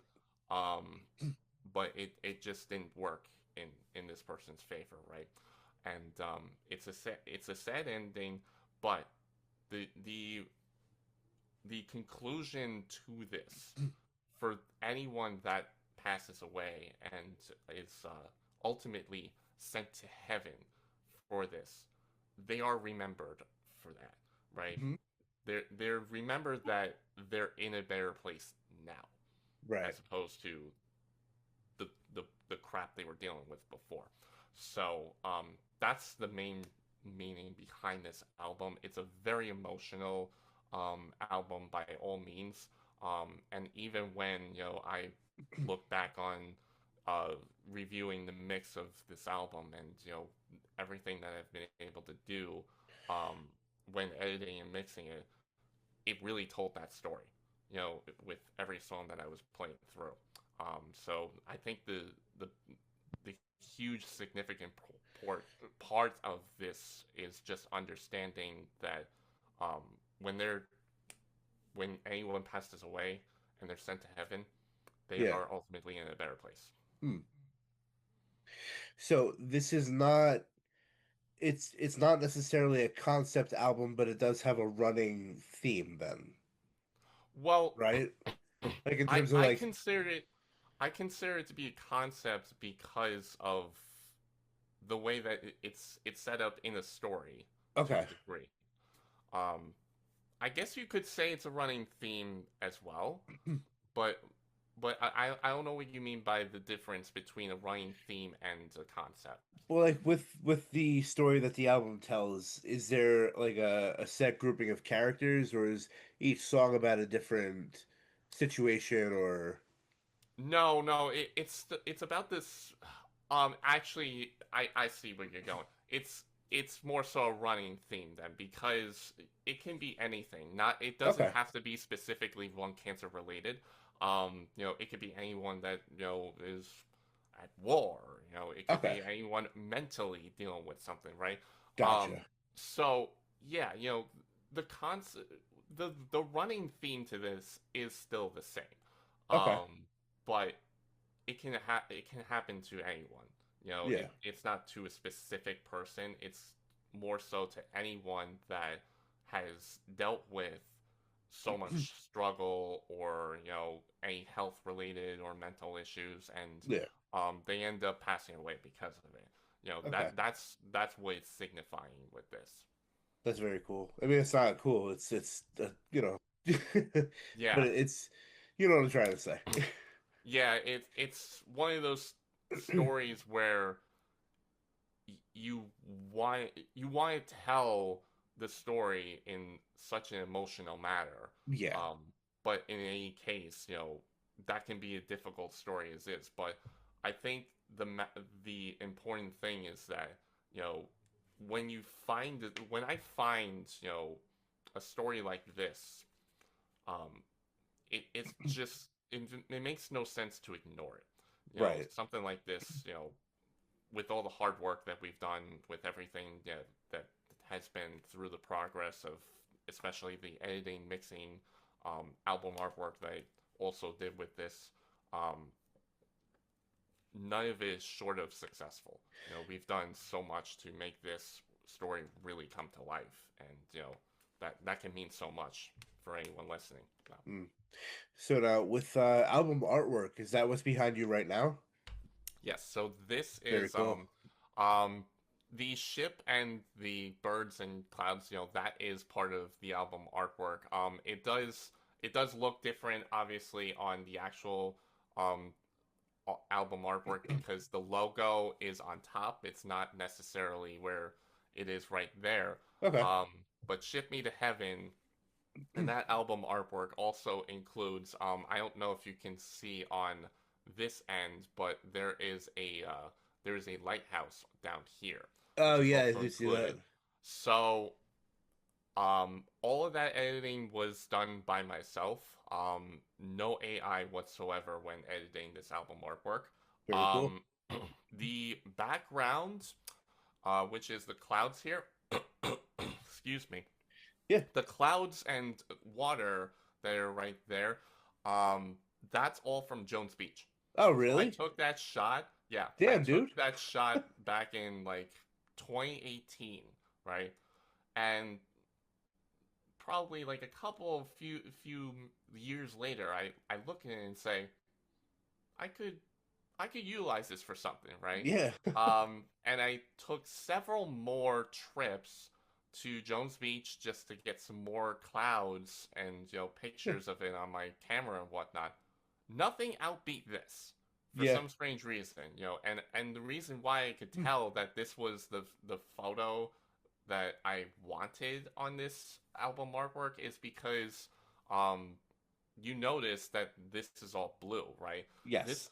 initially was just like a white cloud and darkness, shading in right on it. So once I made the edits, and I also have another YouTube video of how I made the album artwork and all the editing that was done to it. But once I colorized it all, that's when I started to think that we could really make this shine because the main background color to Hell Valley 88 was purple, and Right. now it seems like this second full album it would be very nice to have a blue background. So um, seemed to fit the picture very nicely. And now going to what I was saying before about the lighthouse. So that's right from Robert Moses. Really? So I just happened to get the right shots in to make this a very significant photo and album artwork. And I don't know if you saw the album artwork for the first single, "Inship," Yeah. but you notice that the the sky is similar in a way, but the ship that's in the in-ship photo is like included right there. Like it's not like this, pirate ship that is Right. behind me, right? Um, you know, again, with the in-ship single, no AI at all Yeah. with that. So, so that was, very significant that I once I found out what to do with, colorization and editing the album artwork, it became clockwork. I just loved working with it and just Yeah. coming up with different ideas. So with the single releases towards this album, you have In Ship, which is out now. Um, Abandoned Ship, which is the second single being released January 16th. Yeah. Um, those two single album artworks I did myself. And then you have the Shipwrecked album artwork, which was done by, I believe, his name is Contrajector. Um, that was like his Fiverr profile name. But he's from Germany. So he did the album artwork for Shipwrecked. And then you have the full album artwork here that was done by myself. So Cool. uh, it's very nice. Overall, all around, very nice with the artwork there. That's awesome, man. Keep it in house a lot. Yeah. And you also, I mean, kudos for commissioning another artist too. I'm not someone who like I'm never gonna be mad at someone for using AI. I think that it's like if it's done right, because it is a tool. If you use the tool correctly, there's nothing wrong with it. But if you have the ability to commission an artist who could live up to the same standards that you're looking for, commission the artist, you know? Yeah, as long as you give credit to who's doing the work, Yeah, that's that's the most important part right right. there. Exactly. Yeah, I'm not someone who is gonna give anybody shit about using AI. It's, it, it is what it is. Yeah, I mean, everyone has their own opinion on how AI is used, Yeah. which is totally fair. I'm not really a nitpicker too badly with AI. I will say though, it's better when it comes to artwork. It's better if you're like not straight up just, saying, "Hey, this was done all with AI." Like that wouldn't Right. really make much sense. If there's a matter where like if like for this ship example, the ship I had to kind of take from Adobe Stock Arts. But the thing about it is that it wasn't directly the photo that was given to me. I had to, manually take out certain areas of that ship and, try to make it more of a transparent photo, and do some colorization effects to that to try to make it stand out a bit more. Right. But yeah, I think, when it comes to AI, it's really difficult to judge because there's certain people that are not going to like AI at all. And, to your degree, to your point, it makes sense that it can be used just, if you really like necessarily need it. It shouldn't be used, in general perspectives. Yeah. So. So now the with the album art and the single art and everything, um this is more so just from a fan point of view of it. How's that going to translate to something like merch or CDs, or what do you guys have cooking in terms of like what people can buy from you? Okay. So, the only thing that we know that we did with merch, um, two things, right? So we have physical CDs, which will be available at the merch table that we are going to set up. So we do have CDs of this, and we also just recently got some new 10-year anniversary wristbands. Cool. The wristbands themselves are not related to the album artwork, but the CDs are, and they show both the artwork of the "Ship Me to Heaven" front and Okay. back with the song titles and everything on it. So I believe they are digipacks, Oh, cool. which are very very affordable for us, and we're Yeah. able to work with that. Now the shirts are going to remain the same, only Okay. because we want to be able to sell more shirts, and Right. then once we do that, then we'll be able to probably get something with like a 10-year anniversary to that. Cool. Um, That's the shirt it you're wearing right is, now, right? yeah. The ones that we currently have are the Devoted Fusion logo on it. So we're hoping with new members we can get some more shirts sold. That would be a Yeah. very nice entity right there. But I think that we just need to make sure we get there first, Yeah. because merch I think has only been the one struggle of mine just to try to promote. Everything else has been easy, but Yeah. I think just with getting merch out there, that's gonna help us a ton in the future. So Yeah. That's cool. Are you guys looking into any sort of like vinyl pressing or anything like that? vinyl pressing's very expensive. Yeah. I did look into that. I know that Bending Over Backwards, I think, was like looking into that or working with vinyls of their own for their stuff, and I was like, that's a step. You're really working towards a very expensive entity, but if it works in your favor and people buy vinyls, that's really something else. Yeah. I do like the CDs only because that not only are they cheap right now to purchase at this moment, Yeah. but people still listen to CDs. Even a lot of a handful of coworkers are still listening to CDs at this moment. So Yeah. it really helps out a ton when I get to share that with them. So Yeah, for sure. Yeah, I unfortunately I don't even own a CD player anymore.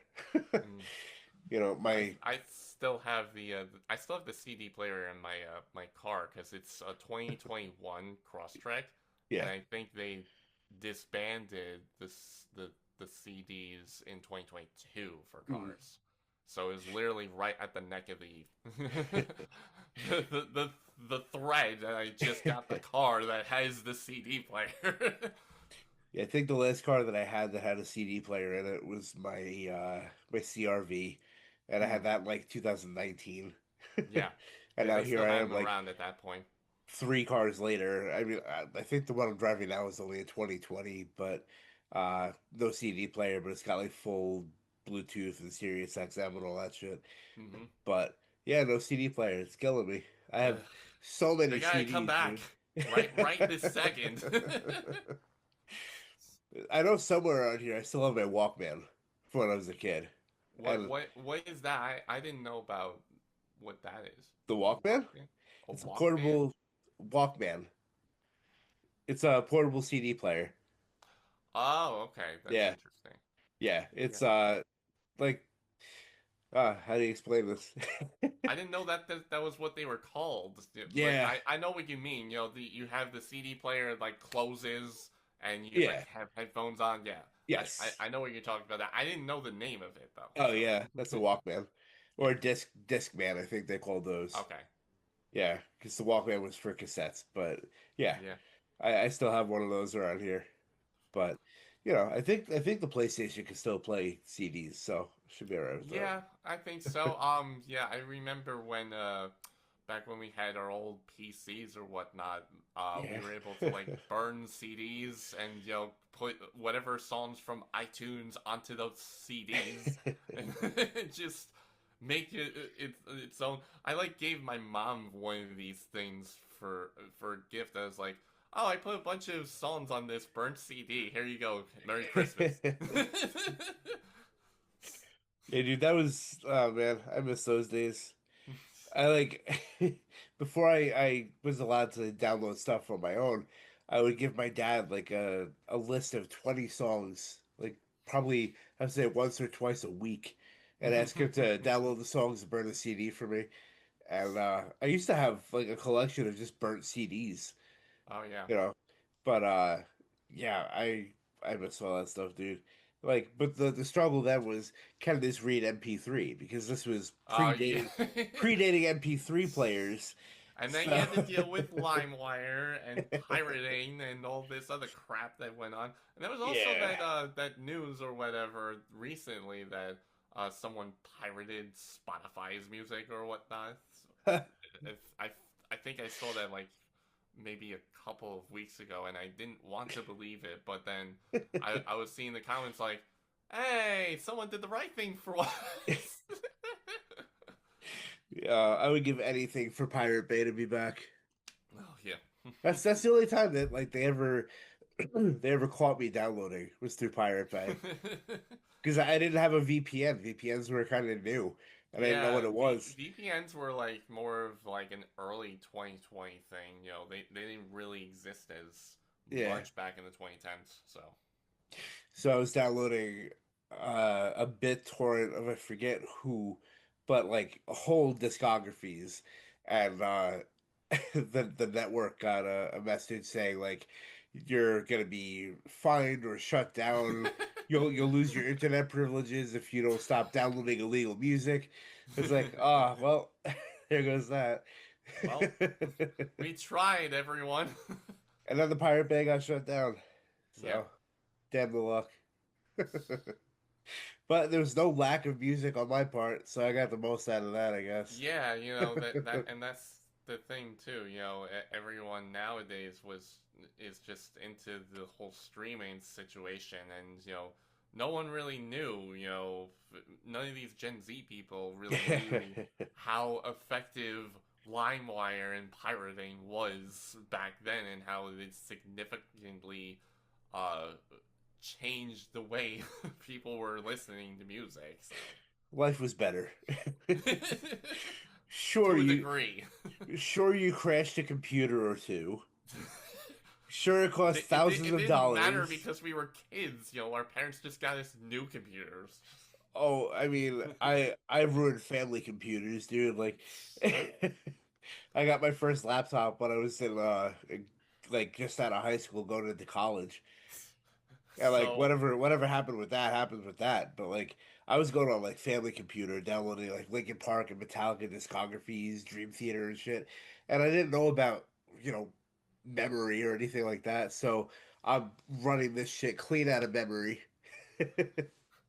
I actually was given a question today, from a Discord chat that a majority of these people that I chat and hang out with, they're mostly like Pittsburgh fans of like the Okay. Pittsburgh sports and whatnot. So, so the question was asked, what game did you love when growing up? And you would be surprised of how many of these responses I instantly just said, "Wow, instantly feel old." With a couple of these, um, Minesweeper being one of them on PC, and there's also like this pinball game, Yep. which was super recognizable when Dude, pinball. I It was posted. like Pinball 97 on It's Microsoft. something like that. Yeah. And I had posted that my answers was Ultimate Ride because I was a huge roller coaster fanatic back then. So Ultimate Ride was my thing, and Crash Bandicoot on Yeah. PS1 was my go-to. But seeing all these comments, about that made me think about when I was a kid.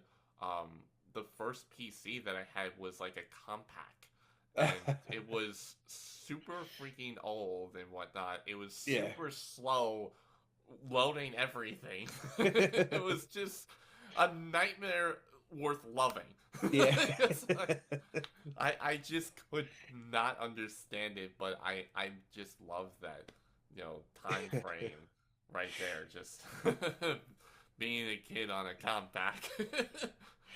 It's funny you mentioned Crash Bandicoot too, because I was just playing that today.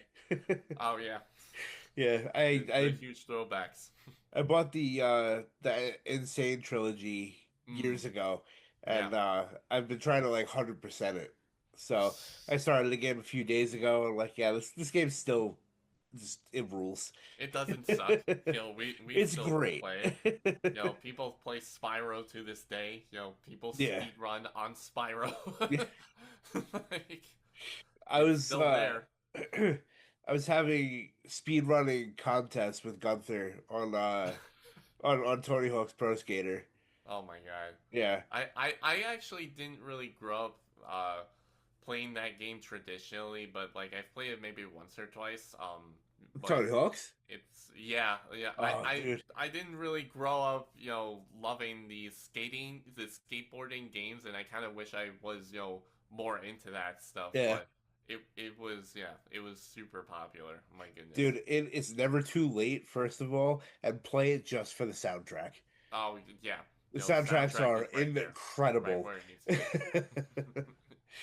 Dude, all those games, every single soundtrack, like it introduced me to so much music. Yeah. Like from Rage Against the Machine to Lamb of God to Testament. Mm. Like I Oh learned yeah. about a lot of shit from playing Tony Hawk, you know. Yeah. But The metal scene really came into play with like Guitar Hero. That was really where it significantly made me think more about what I was listening to, because before I got into metal, I was listening to Green Day since yeah, 2004 2005. The moment that I saw um, American Idiot on MTV, that's yeah, literally when I was MTV bound for that decade. Like, and then all of a sudden, things changed as soon as I listened to metal, and I yeah. suddenly became a Dream Theater fan in 2011. So, that's where I stand. So, You know, it's a thing that I'm probably gonna have to do at some point, and I'm fearing it because it's just gonna take a lot of time. I want to go back to every single interview that I've done over the last year and count how many times Guitar Hero has been mentioned. oh, I bet every single one of those is gonna say that like at least 5 times. I Dude, would think. there have been so many musicians that cite Guitar Hero for them getting into metal music or wanting to play an instrument. Yeah, You know, it's crazy, but it's been a lot. There's been a lot of people, but and you know what? it's. You know what it is, though. I'm sorry to interrupt. Oh, you're good. You know what it is the fact that the instrument back on Guitar Hero, it had 5 frets. So Yeah. it's super easy for anyone to pick up and just say, "Oh, I can play 5 frets." Yeah. That's so easy. Unless you're an actual guitarist, and then it's the hardest damn Yeah, thing you've ever done. and then you upgrade to the guitarist level. Like uh being someone who was very familiar with guitar by the time that came out, I thought it was going to be such an easy game, and Hmm. I struggled so hard, dude. And then I'm watching my sister play it, who doesn't play music, and she's like, "Oh yeah, this is easy." I'm like, "What?"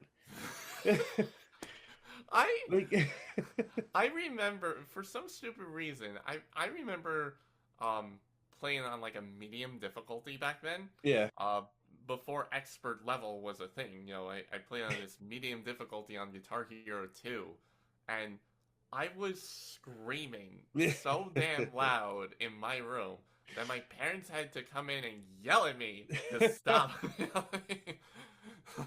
That that's how crazy it got with just trying to learn it, but it was a yeah, progression, yeah, a work in progress that ultimately improved and made things so much better. right. So, speaking of the early days of learning instruments, dude, who was it that made you want to start learning guitar? Well, I mean, I do feel like it was Dream Theater, even though I still to this day I've only played one Dream Theater song Paul me ever. under? Just one. It was Strange Deja Vu. Okay. And I did post it on YouTube, but even to this point, I think the biggest problem is that when it comes to covers, I'll learn it. I don't have an issue with, trying to learn it. And once I post it on YouTube, though, I kind of forget Yeah. about it. And that could be the struggle with that. But I do think Dream Theater was a huge influence. Metallica to a degree as well, but I was more influenced by Dream Theater and just the sound quality. Yeah. I wasn't the kind of person that cared, especially to today's age with our new album. I didn't care about the technicalities of what was Right. happening with Dream Theater. I cared about the sound quality. Right. Sound quality really helped with understanding more about what I can enjoy by listening by ear. So I definitely think Dream Theater was a huge influence to that.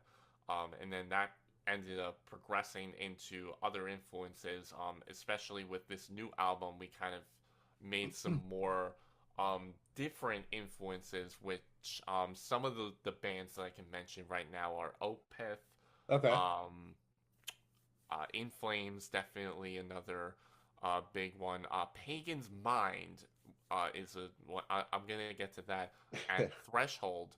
Um, Pagan's Mind and Threshold. So these two bands, back when we were looking for a drummer, when Steve had left the band and whatnot, um, we were looking for a drummer, and there was this one guy named Emilio, and he recommended these two bands to me, which are also progressive metal. And Okay. quite ironically, I've listened to them more than Dream Theater to Hmm. this point. I mean, I love Dream Theater. I love listening to Dream Theater and going to see Dream Theater live, but Pagan's Mind and Threshold really created a nice new influence because they carry that same quality level of sound, even though their difficulty is not as extremely technical as Dream Theater is. Hmm. They still carry a very nice sound quality. So if you're a progressive metalhead like myself, you should definitely check out those bands. And Yeah, for sure. Symphony X is also great Yes. another great progressive metal band I love. I Um, love Symphony X, dude. yeah, but there's been a lot of those influences, and also with the song "Shipwrecked," which is the heaviest song. Those influences include "Between the Buried and Me" and "The Contortionist." Oh shit. So I think you would definitely enjoy that if you're a really heavy progressive metalhead. Um, but with that being said, we've done so well with carried influences onto this new album that it really, you know, helps us with the build and the momentum of this new album coming up here. Right. That's, I mean, those are some heavy hitters, dude. I can't wait to hear how you guys translated that to your own. Um, you're naming a lot of bands that I'm a real big fan of. So, Mm-hmm. Yeah. um, yeah, dude. I mean, to mention Symphony X, I mean, they're gods in my mind. Russell Allen is just not human vocally. He's in my top 10 all-time favorite vocalists. Um, Opeth, In Flames, all that kind of shit, dude. I can't wait to hear how you guys took your influence from that and incorporated it into writing. Um, I'm expecting like a good amount of heavy, a good amount of prog, Mm-hmm. but then I'm assuming because I know you're writing a lot of melody. Yeah, Um, more on the like melodic, progressive metal matter. Yeah, it definitely feels like it's been pushed towards that direction. I do like adding the emotion to the music, which is, what you had just mentioned. So, yeah. Um, but sorry, yeah, you were talking about Symphony X. I gotta tell you, I got to see Symphony X when they recently played at Mulcahy's. I wanted to go to that And so bad. they man, I was in for a treat on Yeah. a Sunday night at like 10 or 11 p.m. I Yeah. was so glad that I could actually stay for the whole set because knew I knew at least like 95% of their set right Yeah. there. That was a significant sign. And there was like, a tie between seeing them or some other band that was playing at Irving Plaza that day. Yeah. And I was like, I hit the nail on the head. I'm glad I saw Symphony X. This is the one. Yeah, I saw them '04 Oh. during the it was either '04 or '05. It was the first Gigantour that Megadeth ever launched. Mm. And the lineup was like Life of Agony and Boba Flex back when Boba Flex was good. And before they did like bitch ass hard rock. Mm. Um it was Symphony X, Nevermore, Fear Factory, Dream Theater on Octavarium, uh, Dillinger Escape Plan, Megadeth, and Dry Kill Logic. Mm. Batshit crazy lineup. But I got to see Symphony X on the side stage, and I was like right against the stage. And dude, that band, I mean, they're full of just god tier musicians. Yeah. And then I mean Russ, he is just nuts. But seeing him go from Symphony X to Adrenaline Mob was something else entirely because Adrenaline Mob is like a lot more like balls out in your face. And that And also had Portnoy in it. yeah, for a little bit, yeah. Yeah. So. When I played with Adrenaline Mob, they had Chad Zeglia from Breaking Ben as their drummer because AJ Pero, who filled in for Portnoy, had just died, Oh my goodness. maybe 2 weeks before the show. So they had Chad come in to finish up the tour, and that was the tour before they got in that bad accident and basically finished the band. But Damn. he's been playing with Trans-Siberian Orchestra the last 10 or so years, maybe a little longer. Um, so he's a guest vocalist for them. So every year, me and Rosalie go see Trans Siberian, and we're like just waiting for him to come out. And dude, like his vocals are just chilling. They're so good. Mm. I don't know if you know, Mariah Formica is with Trans Siberian this year too. Oh, okay. You know who she is? I'm not sure who she is. She's the singer of the band Plush. Oh yeah, I've heard of Plush. Yeah, Oh wait, Mariah from. Okay, yeah. now I know who you're talking Yep. about. Yes. Yeah, she used to play down here at Rev a lot. Yeah. But yeah, dude, talk about another just absolute true talent of a vocalist. She was insanely good. So, I got a interesting story about that one. So, for some reason I remember the flyer. Okay. For that show that she played. It was just her band before she joined Plush. I remember the flyer, and one of the bands that was on there was Adam and the Melhawks. Um, so some interesting thing about Adam and the Melhawks. Um, we got to play a show in 2019. We opened for a band called Saliva at Revolution Bar, and uh, uh what's it called? The Adam and Melhawks, you know, they were called that Yeah. on the lineup for Mariah and Formica, but before that, they were just the Melhawks. Yeah. They didn't have Adam at the time, and we happened to be the first band on for that show opening for Saliva in 2019. The next band on was the Melhawks. Um, I got to talk with Ryan from the band and whatnot. Um, the, the the guys are super chill and Yeah. whatnot. But I remember talking with him at one point, because because it was like the most significant show for us, financially, draw wise. That Saliva show was our show right there. Um, but I got to talk with Ryan, and I was just saying, you know, before you go on, just make sure you remember you don't want to shit your pants on stage because that's my job. He just cracked up. I loved it. And But that was it was that was, when they were still like kind of young? yeah, they were still young at the time. Because they But they Metalhawks opened for me at Grizzlies and like they were 9 or some shit. They were oh, so unbelievably young. yeah. And like yeah, that was a weird experience. Yeah, that can be weird, but you know what? I love the progression that the Adam and the Melhawks group has done, and now they're just completely blown up on on Instagram and TikTok. Yeah.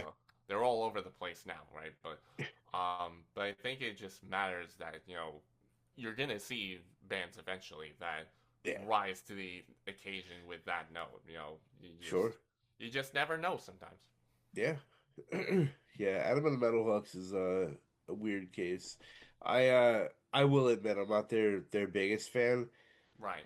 but they're doing their thing, you know.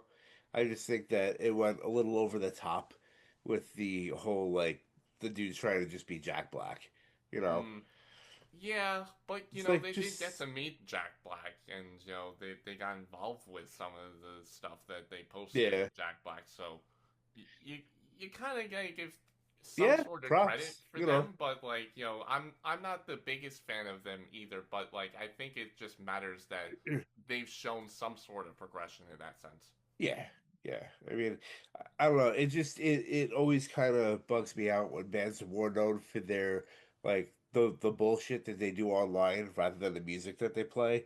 Hmm. Because those kids, dude, when they played with me at Grizzlies, like were they were incredibly good for their ages. And like Yeah. I couldn't believe that I was hearing like young kids like that Hmm. play like Van Halen level stuff. And Yeah. and clean. Like and then to know that they stuck with it all the years, I'm like, yeah, that's probably pretty cool for them because like they were good then. They have to be elite by now. Oh yeah. But I mean, at this rate, they've shown a lot at this point. I wish that they would have done more in terms of showing people what they got musically instead of like trying to make people laugh the whole time. You Yeah, know? I do agree in that sense. If you're gonna be a band, you should share reels. You should Yeah. have some laughs every now and then. But yeah, I think the care more so comes from having fun with the music Yeah. because you are a musician at the end of the day. Um, but yeah, I see where that does make sense. You do Yeah. want to focus very heavily on that first. So I feel like it's something that happens with musicians that too many of them sell themselves short, like just for views and likes.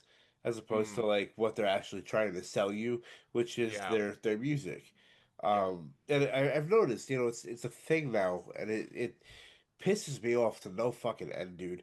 Like you see reels of these bands, and it's like, they would be pretty damn good if they weren't bullshitting their way through this. Yeah. If they put a little bit of heart and soul into it, like they would be at the level they're trying to portray themselves at. And it's the same thing. Like I'll go on Instagram and I'll scroll through reels and shit because I dig a lot to try to find new music and new bands. Um, and I spend a lot of time doing it. So like it frustrates me when I see a band has a good image and like they look like their show's a lot of fun, but then the music part of it is like everything is auto-tuned, it's performative, it's fake. And it's like, all right, so this isn't how you are in front of a crowd, this is how you are in front of a camera. show Yeah. me show me how you are in front of a crowd. Yeah. Let me see what your live show is like, because I like that energy. You're And like, exactly right. I 100% agree with you, and this is one of the main factors when it comes to drawing attention to your shows, right? yeah, A lot of people they'll complain and say, "Well, I'm not doing this show if, there's a certain X requirement to this show." Well, first off, you're trying to build your fan base, right? right, So it makes sense if it's a high level and it's not possible. Like if they're asking for like 100 people from your fans to show. I mean, 100 is a lot, so I completely understand on that note.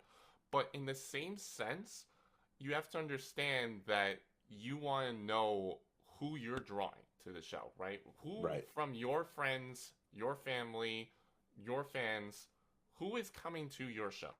And exactly, that's the most difficult question that anyone can possibly ask because the first answer is I don't know. right, That's always going to be the first answer. We've had shows where we draw 40 people to a yeah, show. It's the most successful show that we can have. yep, And then we have shows where we draw less than 10. right, Like, we're never going to know that answer because I feel like there's just no fine line on um, every show being the same, right? There's always something different to the requirements on certain shows. And yeah, it stinks that we don't really have the memo the same way. right, And that can suck for bands too. We want to just play shows. right, We want to be able to play our shows, but we also want to help with building that progression so that way we meet whatever small requirements may be necessary towards the venue expenses, yeah. and then obviously everything after that is going towards the band. So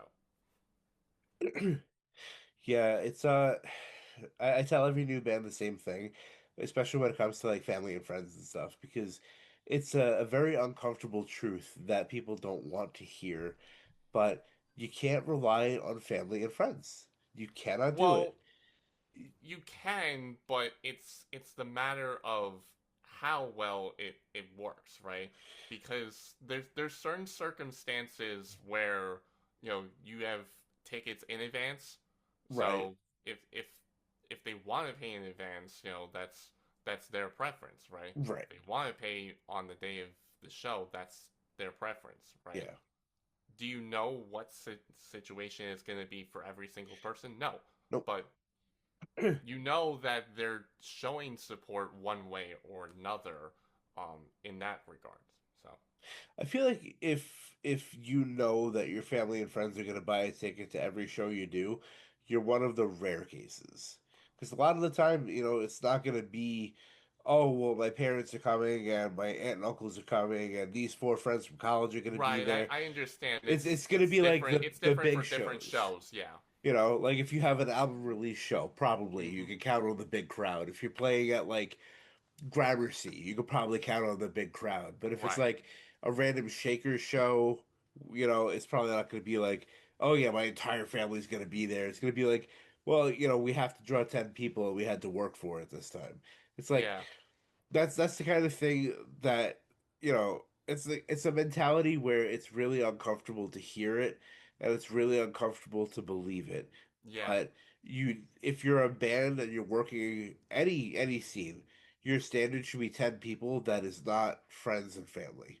You know, it should be the Yeah. people that like are really genuinely interested in the music and the band. And you know, if the family buys up the last few tickets, that's super cool, man. That's like stellar. But if you got a handful of tickets, you should know confidently that like you're gonna sell those tickets to people who are gonna be there and throwing down to your music. You know, Yeah. um, Uh, it was I, this. I Uh, sorry, I was gonna say, so I definitely think, getting the 10 people makes sense. yeah. Drawing attention to people outside of friends and family can be very difficult. Oh, Um, absolutely. Especially if you're just relying so heavily, which unfortunately nowadays, everyone's relying on the social media aspect. Yeah. And you know, I hate to sound like the word to that is brainwashing, Yeah. because back in our days we had physical flyers of these shows and we just posted them on walls and whatnot. Um, I feel like that's changed, ever since, social media became, the next best thing to everyone. So it feels to me like it's difficult to find some random two people outside of your friends and family, unless you can actually draw 10 of your friends and family, right? And then you Right. get a couple extra, coming through outside of that. So to me, it feels like it's a building process when you have friends and family first that are able to come through, and then Yeah. whoever checks out your music, they'll come to the next show, right? Right. The next show after that, right? That's what builds momentum as you go further along. Definitely. Yeah. I mean, you're not wrong. You're definitely not wrong, dude.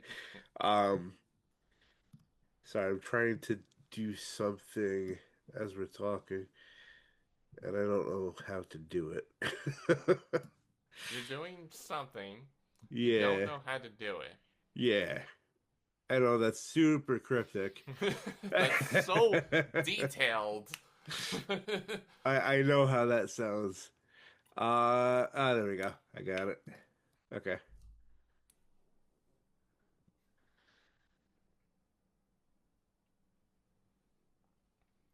All right. So the process was super detailed and you got it. Yeah, it But was I pretty don't easy. know at all what it was. It was pretty easy. No, I was trying to fix something because I get pop-ups and shit, and it was kind of distracting me a little bit from what you were saying. So I was trying to like get rid of the pop-ups. So I'm good.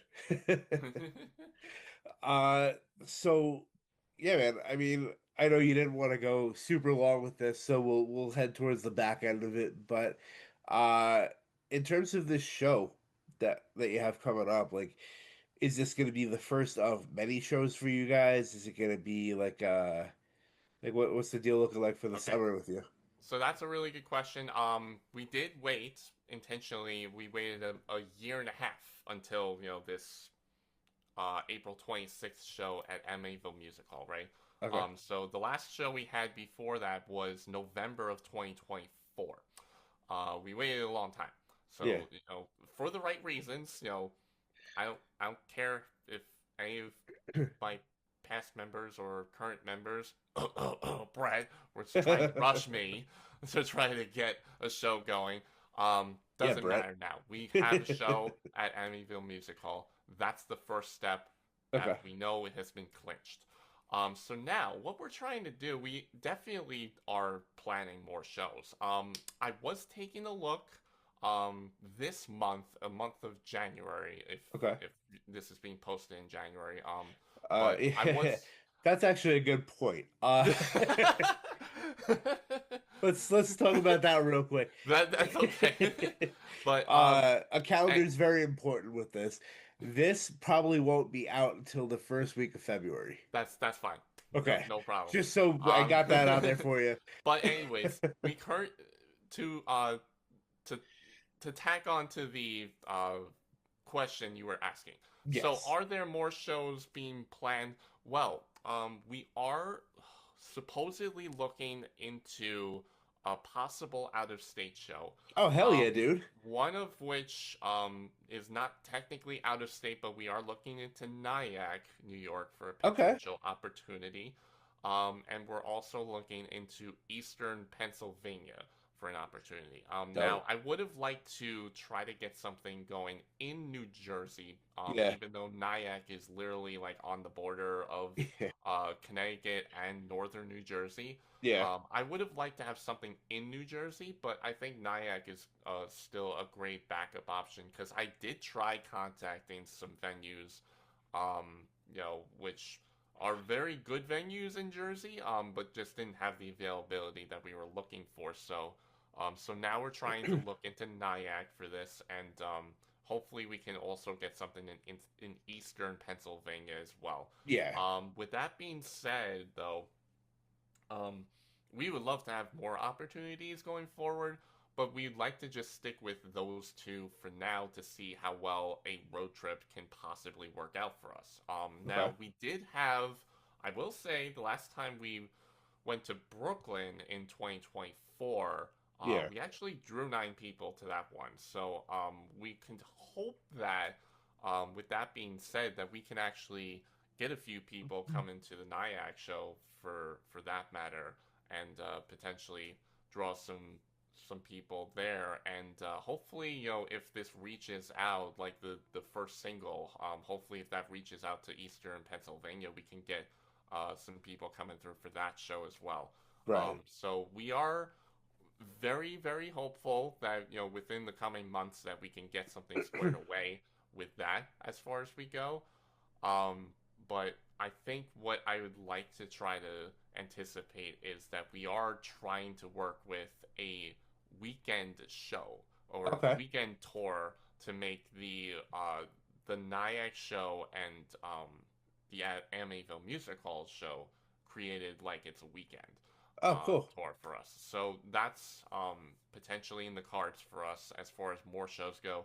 And then I think we do have potentials of having more local Long Island shows as well. We're definitely gonna keep going with Long Island shows. We love Okay. doing that. But have been some progressive improvements that we're looking into, and hopefully all of that works in our favor as we go forward. As we go forward with the progress. That's very cool, dude. And these will be your first like out of state shows, right?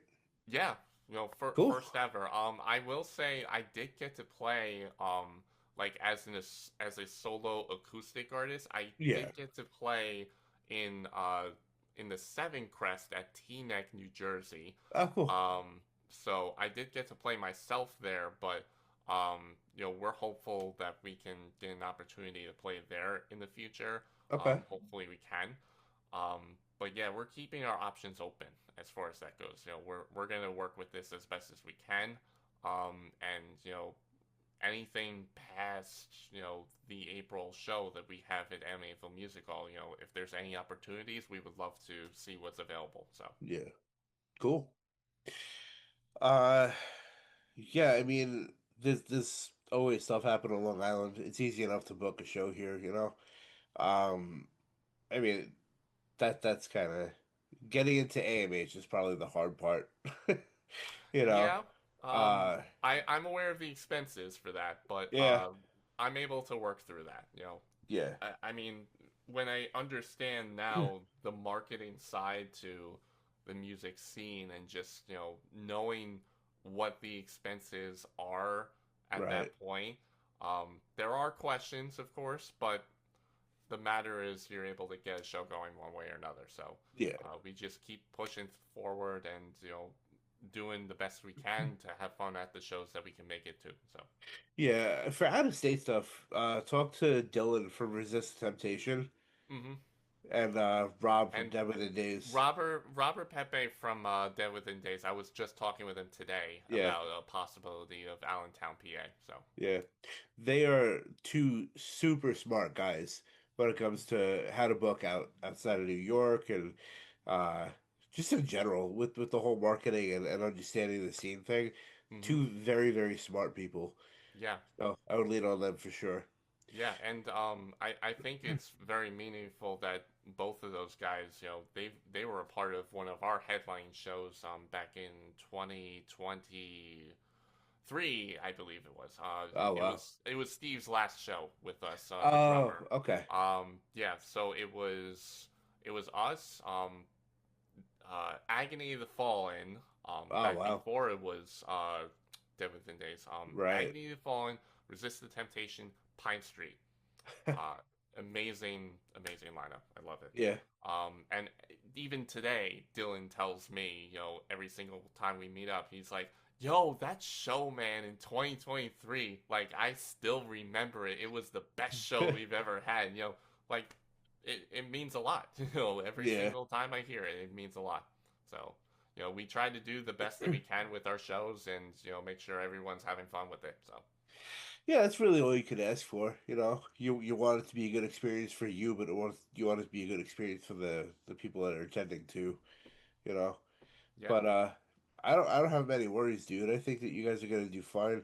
I'm happy you're finally kind of pulling that trigger to get out of New York a little bit. You Yeah, know? it's gonna be, an experience, but Yeah. sometimes you just have to give it a chance, and I mean, it's yeah, a bit of a it's trip, but if you can make it worthwhile, if you know exactly how your traveling situation and the backline situation is gonna work, yeah. then give it a shot. That's Yeah, that's the main thing. exactly. I mean, we're talking about the same shit with Project Zero this year. Is Mm. we don't want to go far, but we want to kind of No, no, explore the tri-state. I don't think we wanted to go any further than like Maryland. You know, That's I, literally the exact same boat, and the reason I want to give for that is because you have to focus on health first. In yeah, any sense, health matters more than anything else, even sure, the band itself. So you have to focus on health first and make sure that everyone's healthy when traveling because, yeah, when I travel, back when my Uncle Vin was around before he passed away last year, but every time, ever since, I was a kid, and growing up and whatnot, um, me and my family always took the trip down to Virginia, yeah, and he lives in a very nice. He lived in a very nice house. Back when he was around, it was not necessarily a mansion, but it was a good size home. yeah, So it was a great place to stay, but taking the drive down there, there were certain times where I wasn't feeling well by yeah, like the seventh hour. So it can be a lot. So you have to focus on health first before yeah, anything else. So yeah. I mean, I'm so used to driving the East Coast at this point that like there's nothing that's really slowing me down. yeah, and Like, Allentown is like 3 hours away. So yeah, it's not bad. might as well take the chance. We do Virginia usually once a year to go visit Rosalie's mom and Oh, well okay. just her family in general. Her aunts are down there and shit. So like we usually all get together as a big family down there. But yeah, it's such an easy trip, dude. Like if you leave at the right time, you get there nice and early, you have the whole day ahead of you. Yeah, But yeah, dude, like we normally leave here 2 o'clock in the morning, get there around like 9, 10 o'clock, yeah. take a That's nap, that's and real then early. So oh yeah, when we do Florida, because I don't fly, I can't do it. But mm, when we do Florida, we leave around the same time. We take 2 days to get there, but our goal is like to at least get to North or South Carolina day one, and then day two is just a quick 8 hour drive. We leave like 5, 6 o'clock in the morning. We're there early morning, yeah, but that's it's not too just bad. no, and it's understanding your pace too, because a lot of hmm traveling, it all depends on pace, especially if you're driving it. Yeah, Um, yeah. if you're flying, obviously the shit doesn't matter, but that's just another expense, you know. It is, But and I can totally understand some people, aren't comfortable with flying. I'm one of those kind of people that I'm okay with flying. I've done some solo flying trips to Pittsburgh to visit former drummer Steve, right? So yeah, I've done that before. I mean, it was a first time experience getting used to that, just going on the flights by yourself. But like once you get the hang of it, then it's not all that bad. But to yeah, a degree, it makes sense if certain people are not comfortable flying. yeah. That's that's a personal taste, and you gotta be able to respect that. So. Yeah, dude, that's me all over. I'm a big old bitch when it comes to flying. You keep me on the ground, I have no problem. But the second you're Yeah. like, yeah, we gotta fly there, like, I'm not gonna do that then. Mm, yep. I'll find another way. You know, Rosalie hates me for it. She does not like the drive, but Mm, you know, like we went to Colorado this year. Our friends got married, so we took a yeah. trip out to Colorado, and we took Amtrak, and it was 2 days out there, 2 days home, which would have been the same thing if we drove, but it was 2 days on a train out there and 2 days on a train back, and we had I think a 4 hour layover in Chicago going out there, and like an 8 hour layover coming home. So we had a lot of time to kill, but it was cool, dude. Like we got to see Chicago, we got to, see the sights a little bit, but I mean, she wants to fly next time. I told her I'll meet her out there. I'll hop on the train. I think the Amtrak I never got to try. I've heard really good things about it though. It can be I a fun loved it. experience I taking the absolutely Amtrak. loved it. Yeah, I thought it was so relaxing. You get to see a lot of the country too, you know. Mm. Um, I mean, you don't see like the busy side of the country. You see like the super rural Yeah, farmland type shit. But yeah, because certain lines only run the Amtrak, and it's limited, but it's yeah, also not boring. With that being right. said, so. I mean, it could be boring if you don't have something to do to occupy yourself. It could be a little boring, but I had a great time, dude. Considering I'm the one that's like always driving everywhere, and I don't get to really just like, oh, I'm gonna go to sleep now, like be the passenger, Yeah, that's it. like being the passenger was a very nice experience for me. So I can't wait to do that again. Yeah. Well, you know what? It's never too late. Yeah, dude. I Take mean, the trip. hey, that was 2 months ago. We're gonna, well, 3 months ago now, but we're gonna plan something else and probably get out of here for a few days. Okay. But yeah, man. I'm gonna actually wrap up because we've been going for a little while now. But one more time, Devoted Fusion. The new album is out. What day? Yes. So, Ship Me to Heaven, which is the second full album of 8 songs. In Ship, Companionship, Battleship, Abandoned Ship, Shipwrecked, Worship, Shipping to Heaven, Membership. All 8 of those songs will be released on the Ship Me to Heaven album on April 22nd of 2026, which is also Earth Day, on all streaming platforms. Spotify, YouTube, Apple Music, um, Amazon, Tidal, you name it, it's gonna be there. Very Promise you cool. that. So, So April 22nd, album comes out. April 26th, the album release show at AMH with my boys Gavel Down, Take the Flame. Who else is on that? The Greater Us and Ramener is also there. Very cool. Robert was supposed to play the November 15th show with us, but they had a personal issue to take care of, which it was a bummer because I really like those guys. Super, super nice people too. Yeah, they're But really good though. So, I can't wait to see them live yeah. finally. So, and I'll be there. I'll have a table set up in the back. I'll be doing the thing the whole time. So come hang out. It's gonna be a really good show. Sean, you're my dude. It's been great catching up with you and talking about the whole album. I can't wait to hear it. So, man, best of luck with everything. And I'll talk to you. But thank you for coming on the show. It's been Yeah, a Matt, pleasure having you. thank you so much for having me on. This was a tremendously great conversation that we had. I loved every part of it. So, really enjoy your stuff, and Face the Music podcast. keep up the great work with everything that you've done. It really means a ton. Sean, it was great having you on and being able to talk for a bit. Congrats on everything, dude. I am looking forward to the release of Ship Me to Heaven and the release show on April 26th. I'm so honored that you asked me to be a part of that. Come down to the show, everybody. Let's hang. We got Gavel Down on the show. We have Take the Flame. We have Rominer. We have The Greater Us. And, of course, Devoted Fusion all hitting the stage. The show, the doors open at 3:30 p.m. It's on a Sunday, so it's nice and early. You could still get home with enough time to face the existential crisis that is work on Monday. Go follow Devoted Fusion for all updates regarding the show.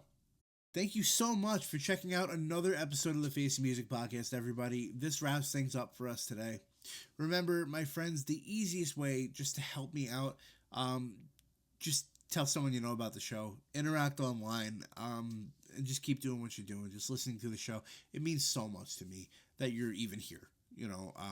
I can't explain how much I appreciate that. Almost a solid year in, by the way.